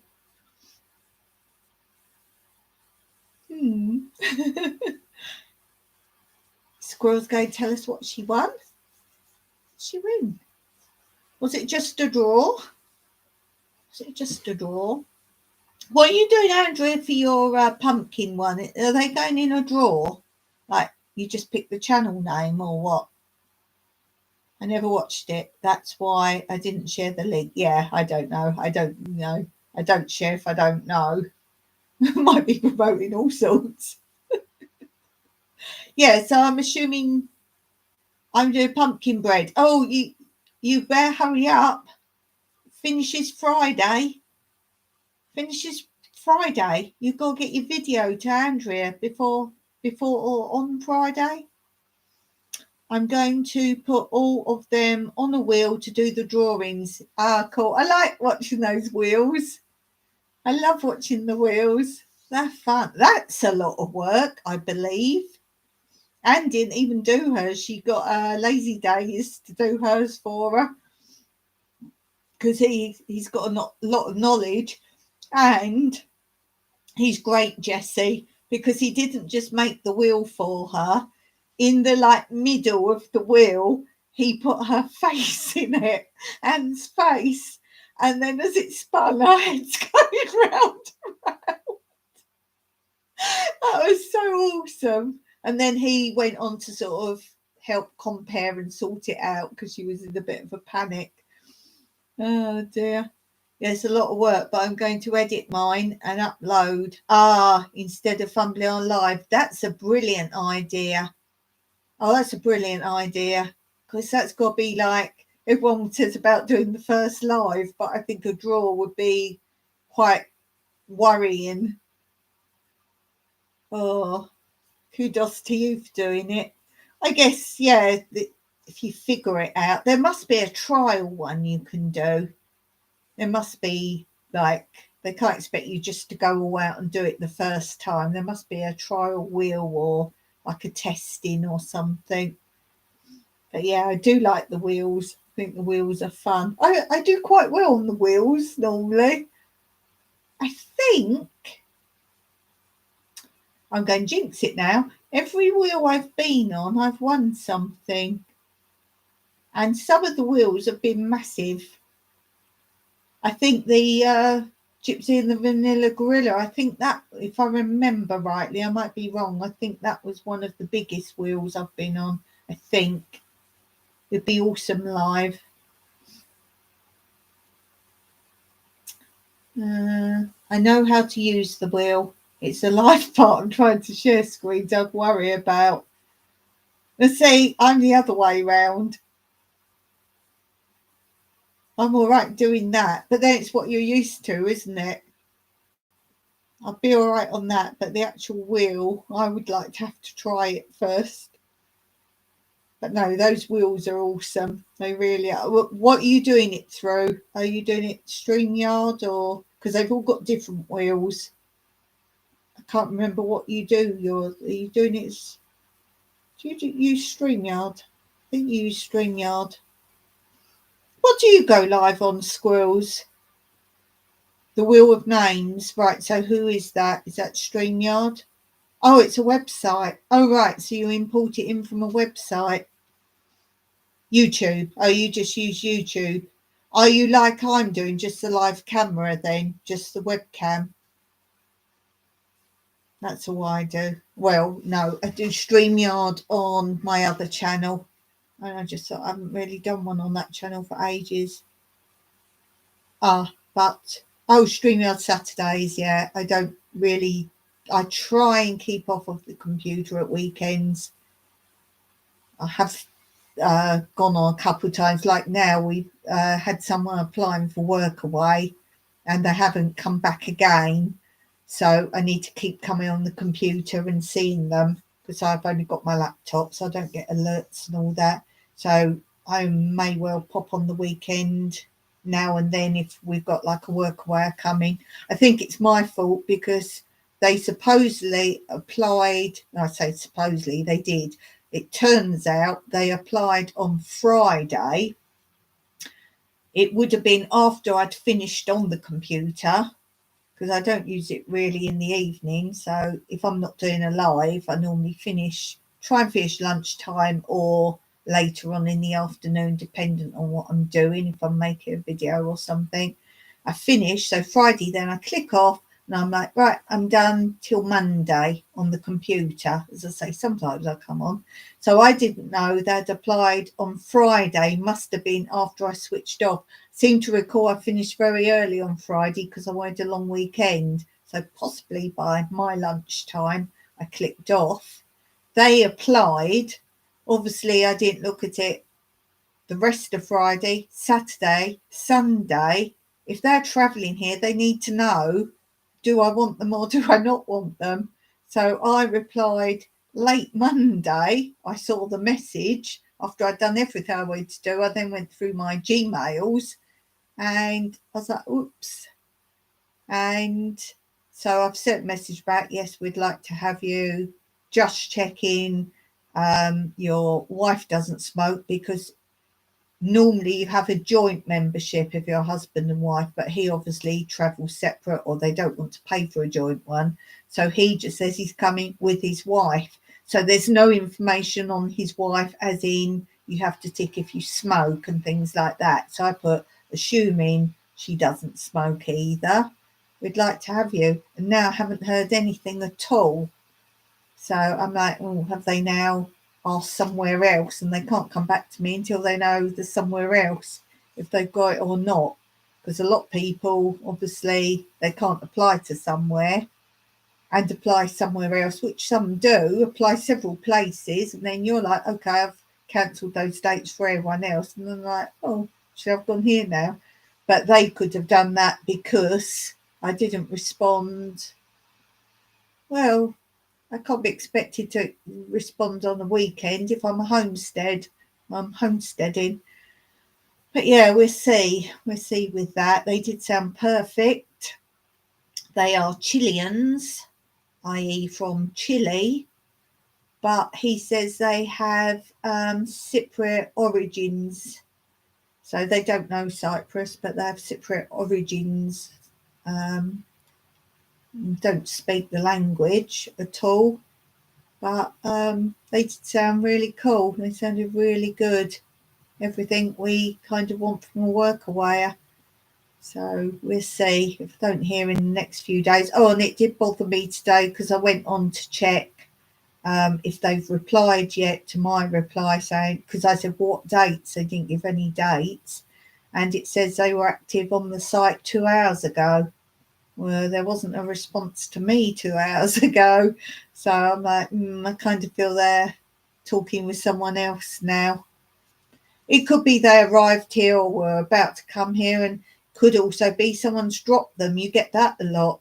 So you'll get someone, oh, I'm here in Cyprus right now. Can we come and stay and help? Well, that sounds like you applied to someone else that's fallen through, or you started there and it went wrong.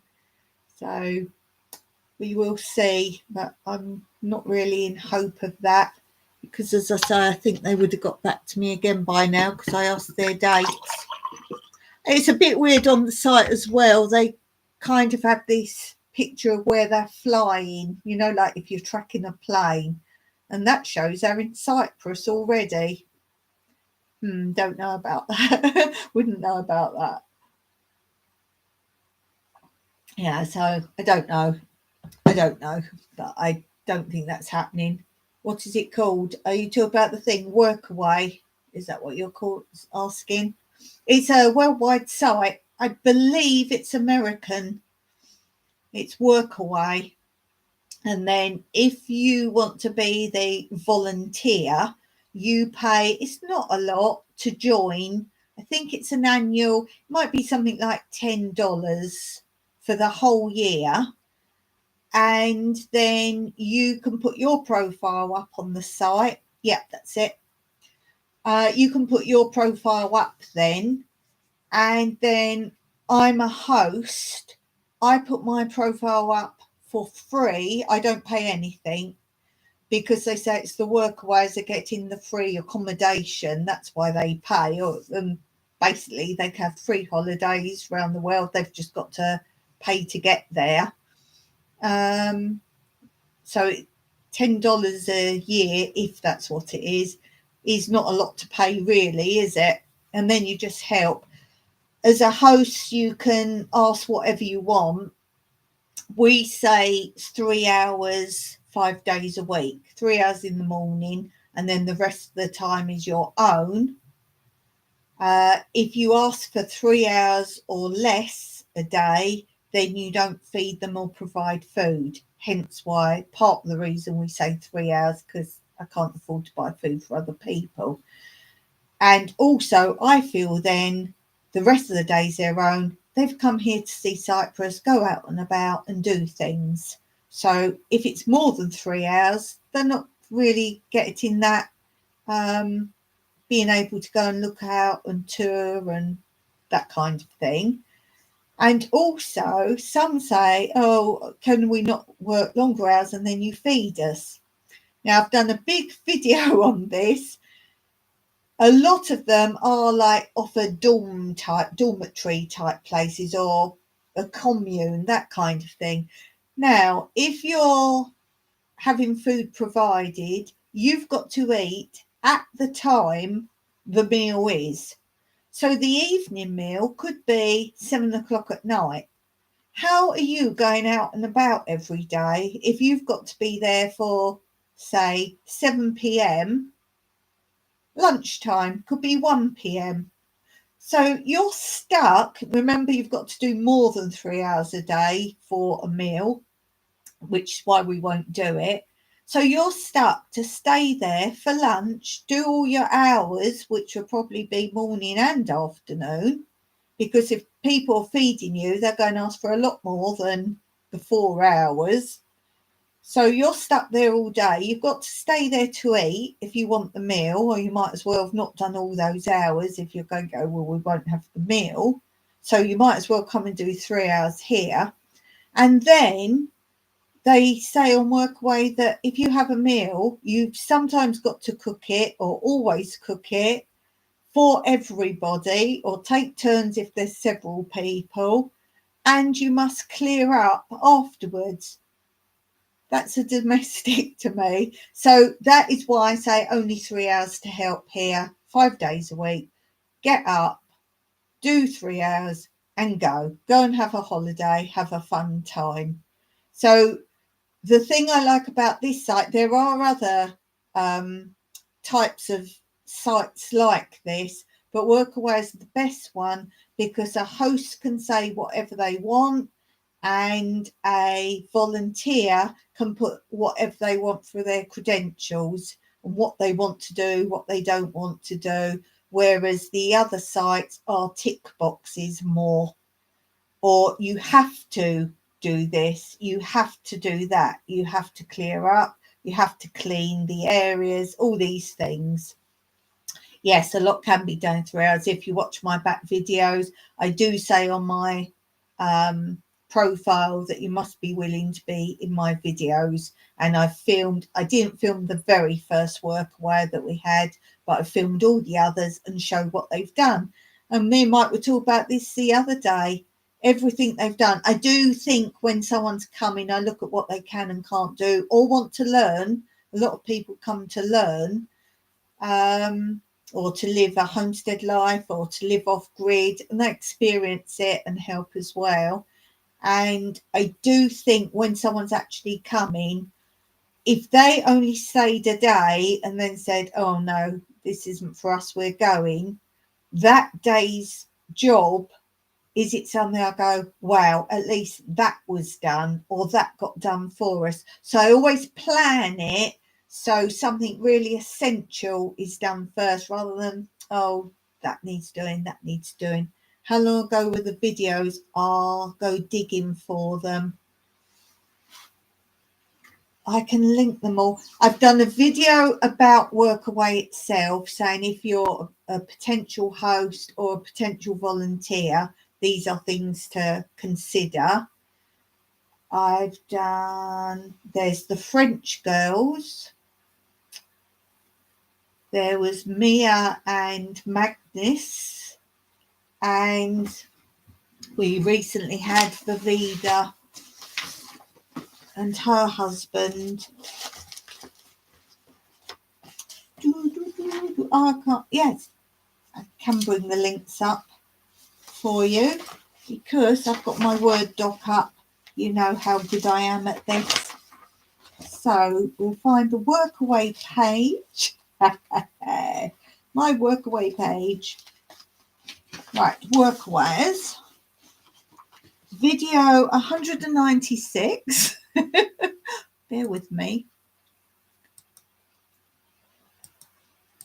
Right, videos 196.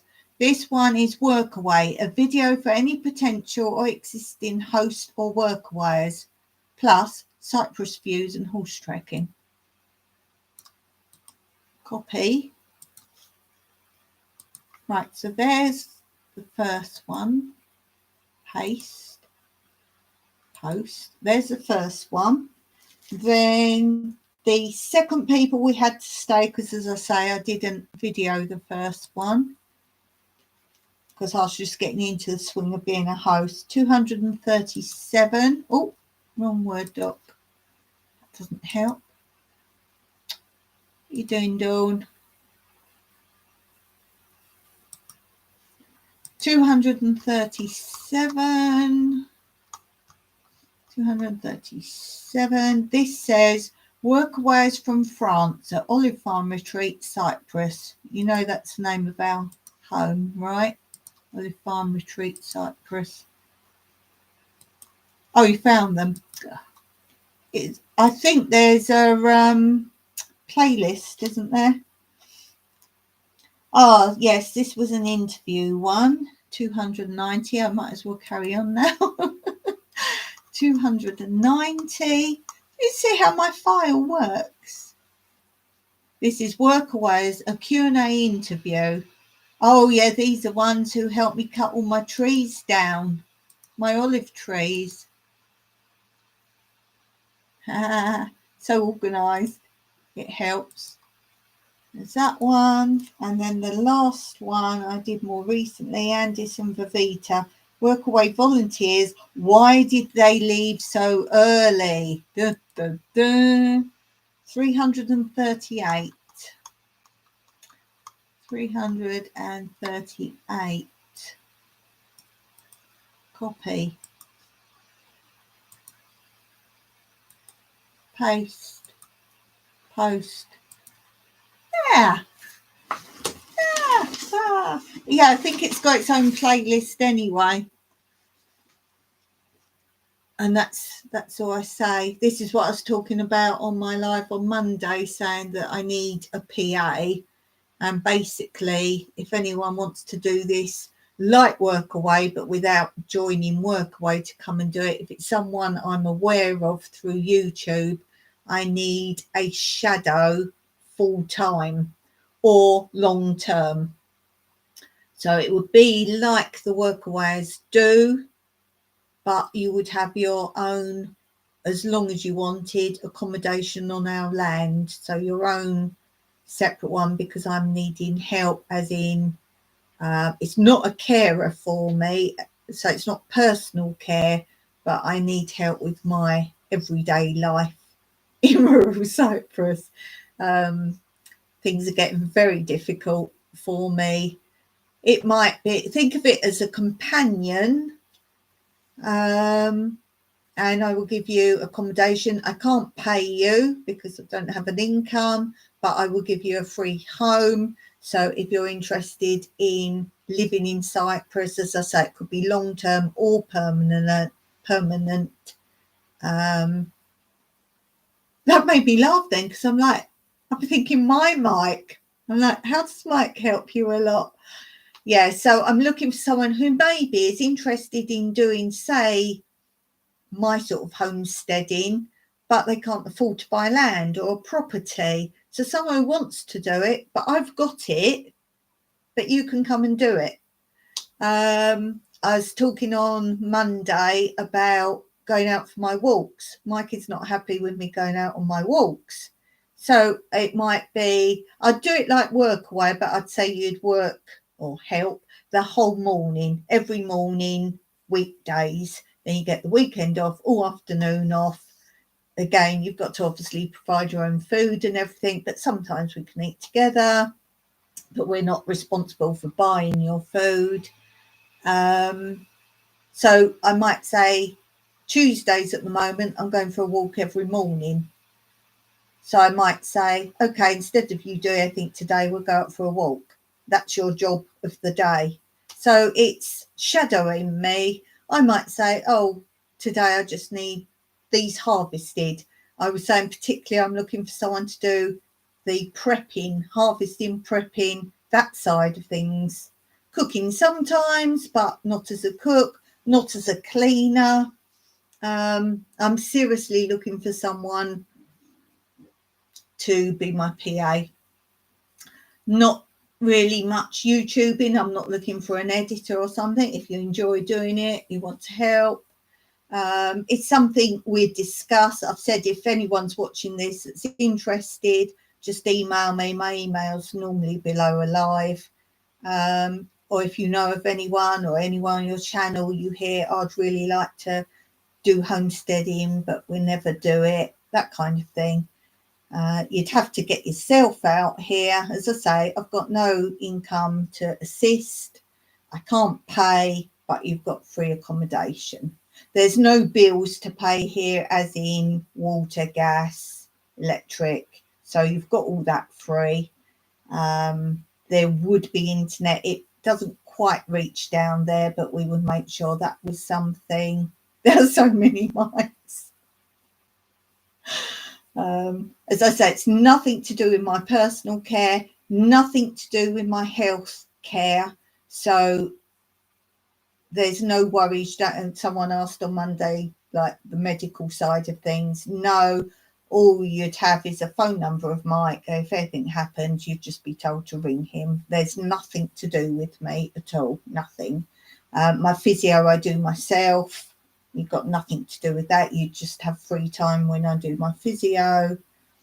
So if you know of anyone out there that is interested, I need to feel comfortable with them, hence why I'm doing it, asking via YouTube, really.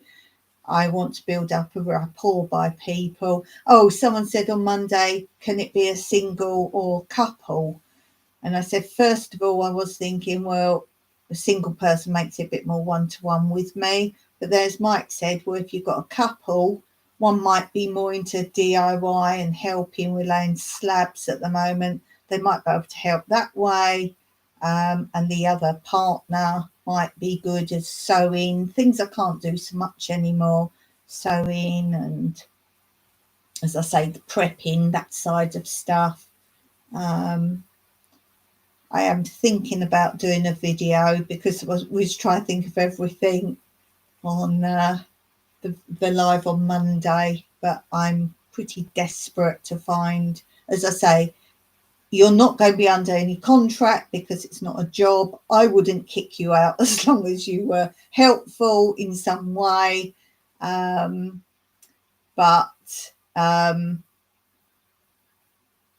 That being said, you are free to leave at any time. There's no contract. Do you need to be able to drive to visit places you want to? We said this on Monday. Right now, there is no reason to drive. If you needed food, that kind of thing, you would go when Mike goes, so he will drive.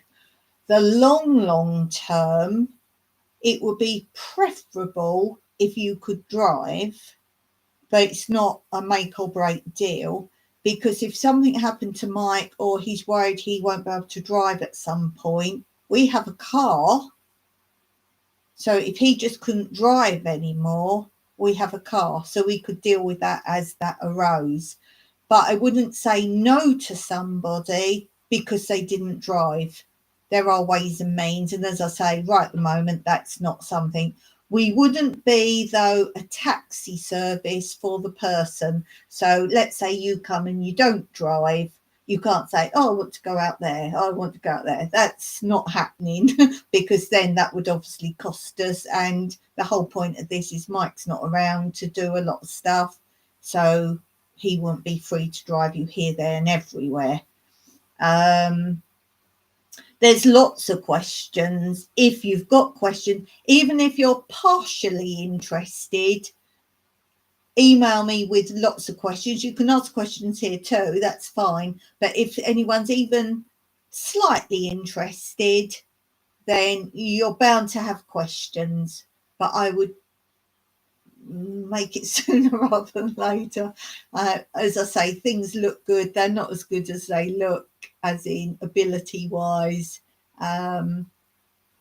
I was saying on Monday, it's a lot of it right now is things take me 10 times as long to do anything than a normal person. So I get nothing done, even though I'm doing things all day long. So, I mean, if we go out, you come out, you'll be like a friend. So, yeah, sure, we go out, you come out with us. You're not stranded here. You've got to like walk it, in my opinion, because someone said, well, it's what you want, not what we can do. No, if anyone interested says what sort of things they could offer, I would rather have someone really into being my helper that couldn't do as much as someone maybe I wasn't so sure about, that could do lots more. See what I mean? So it's not, oh, I can only offer this or I can only offer that. If you can offer something, that could be a big deal for me. So if anyone's interested in coming to Cyprus, as I say, I prefer it to be long term, but you could come for a month or something just to see. You could see and then say, well, I'll do a month. That would be something rather than nothing. So if you was like, well, can I just come and try it for a month and see? Absolutely. That would be fine. Or 2 weeks, come for 2 weeks and just see. But obviously that's going to cost you to get there and back all the time. Hey, Peter. Be right back. Need to fix myself something for lunch. Oh, it's lunchtime there, isn't it? It's 7:45 at night here. Peter, it must be about 1 o'clock in the morning. And there goes Andrea off to lunch, but make sure she puts in Peter's link first. So they asked on Monday what sort of things would I like. Well, obviously, as I say, I don't want to do a list too much, because if you can offer me something, then I'm interested. But I would need a PA that particularly would at least be able to learn.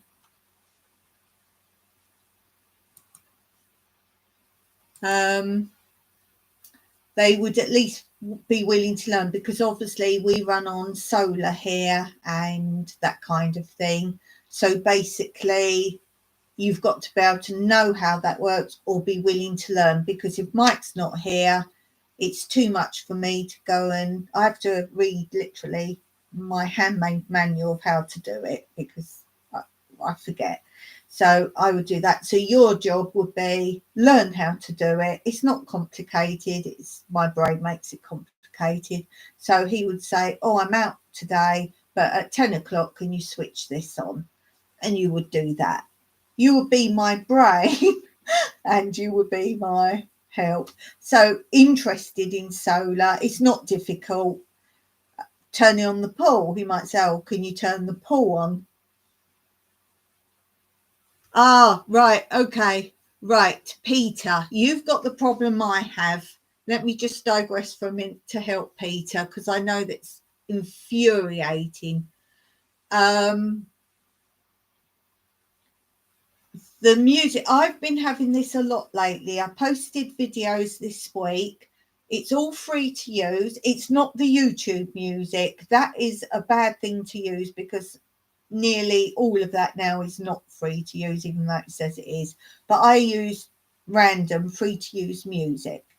And they say, well, it is free to use. It's just we want the money for you now using it. After the video's been up a year, 2 years, or it's been used in other videos and they haven't come up with that yet. It's not strikes, but they're saying any monetarisation in any shape or form they will have. So what's the point? Not that I'm doing it for monetarisation, but what's the point in using their music? So I make sure I go and delete their music out the credits. Then I know it's blooming frustrating. And I would say, if it's the YouTube music library, do not touch it with a barge pole. And they're actually trying to make me go and use that music. No, the other music I've been told this week is the music from Canva, which I've been using for some time. No problem. This week, 3 came up from Canva. And funny enough, I did write down the tracks. I always write down the tracks. So if there's issues, I can find them again. And I wrote down the track. And one of them suddenly now, the same track, has come up and said, you can't use that. You haven't credited it. So when I looked at that, it says a completely different bit of music to what this bit of music is. The title. I don't know. Oh, Peter. Just stop. And what I do now is I just go back on them. And where it says you can dub this in, dub that, That's why they're doing it. They want you to dub another bit of their music. So I won't do that. I can't use those stupid bar things. So what I do is just go mute that bit of music. In that time frame, they say, I just mute the music. Fine. Now if anyone watches it, there'll suddenly be a blank bit with no music. Fine, because by the time I get round to doing it, as long as people watched it when the video first comes out, it hasn't affected it at all. But yeah, I do understand your frustration, and just think, I know it's not helpful to you, but just think, for someone like me to go through all that nonsense, it's basically a case of it takes me 10 times as long to go through all that palaver. But I get it. I get it. Oh, Peter.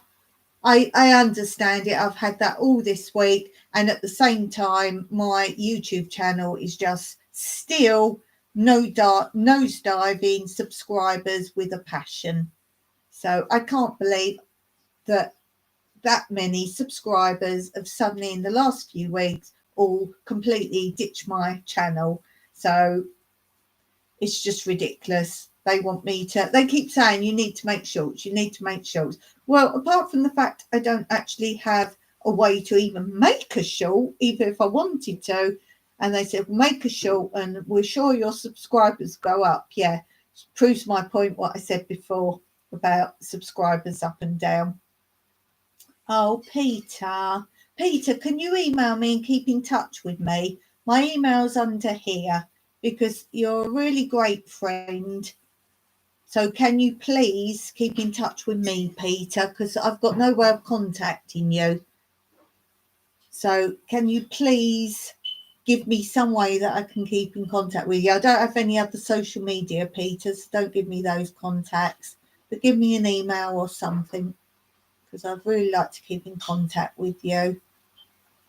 Oh, I feel for you, because I know what time it is there for you as well, and that's the last thing you need. Oh, Peter. Yeah, it's a shame, isn't it? I get upset that YouTube is not about creators. That was my passion against shorts in the first place. I know some of you make shorts and that, fine, but it is not about creators. It is not about creating, and Peter's one of the best creation channels out there. Ah, Jasper Pudding Face uploading new posts as I type. We'll have to go and look at that. Did I put down? No, I'm going to put down now. I need to look at your channel. Jasper Pudding Face. There, look at. Yeah, so what was I saying about lost my thread, what I was saying. Yeah, so basically, if someone were to just come and try it out for a couple of weeks, that would be absolutely great. Oh, there's the link, you see. There's a link, you see, Janine. You put a video up. Andrea put a thing up. I hope you're on Andrea's channel these days, Jasper Pudding Face. Yeah, so if anyone wants to know more about even an interest in being a PA, as I say, my criteria is, you mustn't smoke in any shape or form. And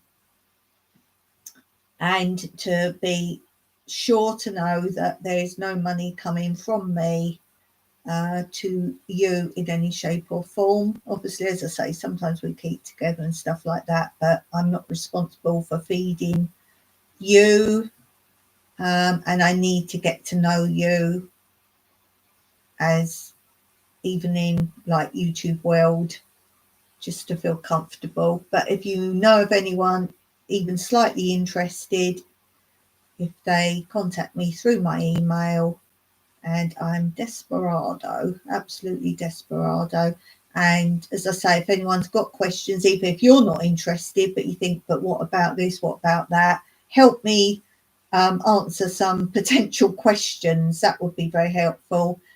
Mayfield Ranch was really helpful, particularly on Monday, asking questions. and she brought up some questions. So either if you can think of questions people might ask, there's no age of what age group I'm looking for.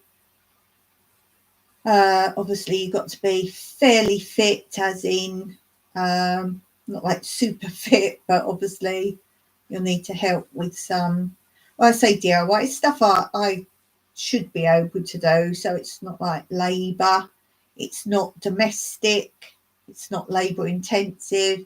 It is literally shadowing me, and I was like, oh, I just need to harvest this. Or it's easy. It's an easy way if you're interested in either moving country or experiencing this lifestyle.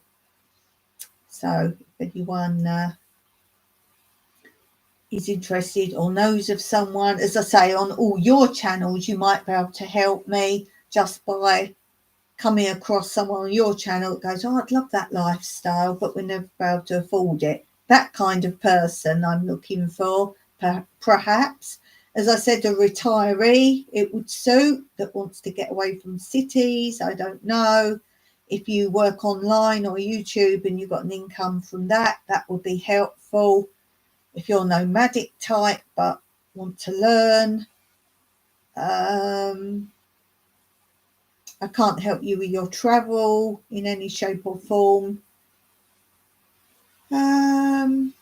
Yeah, still trying to think of things people might want to know.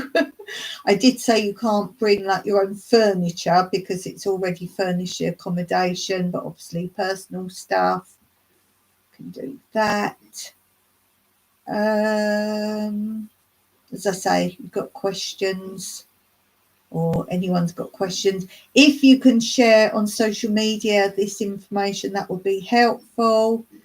As I say, probably it is best if I make a video and you can link that. That will be helpful because I've got no social media at all. I've got no connections. I only have YouTube. So yeah, as I say, this is where I'm trying to go and get help in some shape or form on that. It's, as I say, it's fully furnished. It's got cups, plates, all these things. Andrea, I think questions would be great. This is what I need to help me answer things. Are any expenses like water, electric, gas? No. While you was away, I answered that one. There's no bills to pay. You've only got to pay for your food and anything you want to purchase yourself. Everything is provided. Remember, it's an off-grid life. So we have normal electricity and things, but obviously you can't bring in great big electrical components and big TVs and, you know, things like this. But we provide things. If there are expenses, what kind of part-time work is available, so they could cover that and still have time to help you. We did say on Monday that if they wanted a small job, we could find them like if you want not like a high paid job, we could actually quite easily find them work in the area that they could do on their time out and make sure it fitted in. Even down at the stables, they're often looking for people to work down there, which is a walk away. So again, if you didn't drive, you could still get yourself there and back. So that is just like the first thing that popped in my head, work at the stables. So there is potential income as well. If you haven't got a job and you need money and you want a job found, we can help you that. If you want like a proper full-time job, like working in a bank, those kind of things, then it's not for you because you couldn't do full-time hours. You could do restaurant work, waitressing. It depends on what you want to do. Yeah, we can help you with that if you need that. Yeah, that's another reason I've said only mornings to help me 5 days a week, because that gives you potentially time to find a second part-time job. I'm sure that would be the primary concern, someone being there. Yeah, definitely. as I say, suit someone that doesn't need money. But yeah, you're going to need spending money, so you will need some income. Particularly if you are going to want to get your own car, then yeah, you've got petrol and stuff like that. Oh, that's another thing that we said on Monday. Something else I really need is for you to learn where things are, as in out and about, which sounds silly, but I can't give you directions anywhere. So again, if something happened to Mike, I can't tell you where you go for anything. I know it, but I can't link place to place. And you've all got your phones with like Google Maps or whatever on anyway. But as long as you got used to, you go out with Mike, or if we go out somewhere, you'd have to be quite good at, well, I say quite good at learning where things are. Obviously, you've got your phones, and I think, can you mark where places are on your phones? But anyway, that is something that's quite important, because if I was on my own or Mike's out working and we go out, I can't tell you how to get anywhere. So that's quite good. But as I say, it's not hard work. You're just like helping me to exist. Oh dear. So yeah, that was something else I thought of. I need to remember that if I make a video. Let me just put that down. Learn where things are, because I might forget that where I make the video, where places are. Do hope so. I do. I think this is a very what is it? I'm not sure it's the word's going to spread enough to find someone this route. As I say, the only other way I can do it is through Workaway. You can ask for longer term people. That would be my second way of doing it. But as I say, the same as if someone now did it through YouTube. But at any point, people can up and go. And a lot of the Workaway people are people who like to move on and travel. So they're more likely to do it short term and move along. And do I want to go through all that every time? Not really, but if that's the only way I can get someone, as I say, perhaps I need to make a video, and then if all you guys could share it as much as possible on social media or whatever else, that would be probably the most helpful way. So just hope I don't get any random people. I was kind of hoping someone that I know through YouTube will know of someone that they are comfortable with, that will put them on to me and say, yeah, these are great people, Dawn, you'll be fine with them. That's kind of what I'm hoping while I'm doing it this way. That, as I say, people watch your own channels, you've got different people, we've got the same people, but we've got different people as well. And that you go, oh, this person's been with me for years, they're really good, I know they really would love to do it. That's what I'm hoping for. So yeah, I think I need to make a video on that, set it out a bit better. As I say, I keep thinking of random things, and I don't want to put anyone off that's interested by putting criteria. And as I said on Monday, I'd rather have someone that can do a few things that will be of more help than think, oh, I can't do that, or I don't know that, or that kind of thing. Anyway, I think we'll leave that there for today. Thank you to my awesome moderators and everyone for being here in the chat.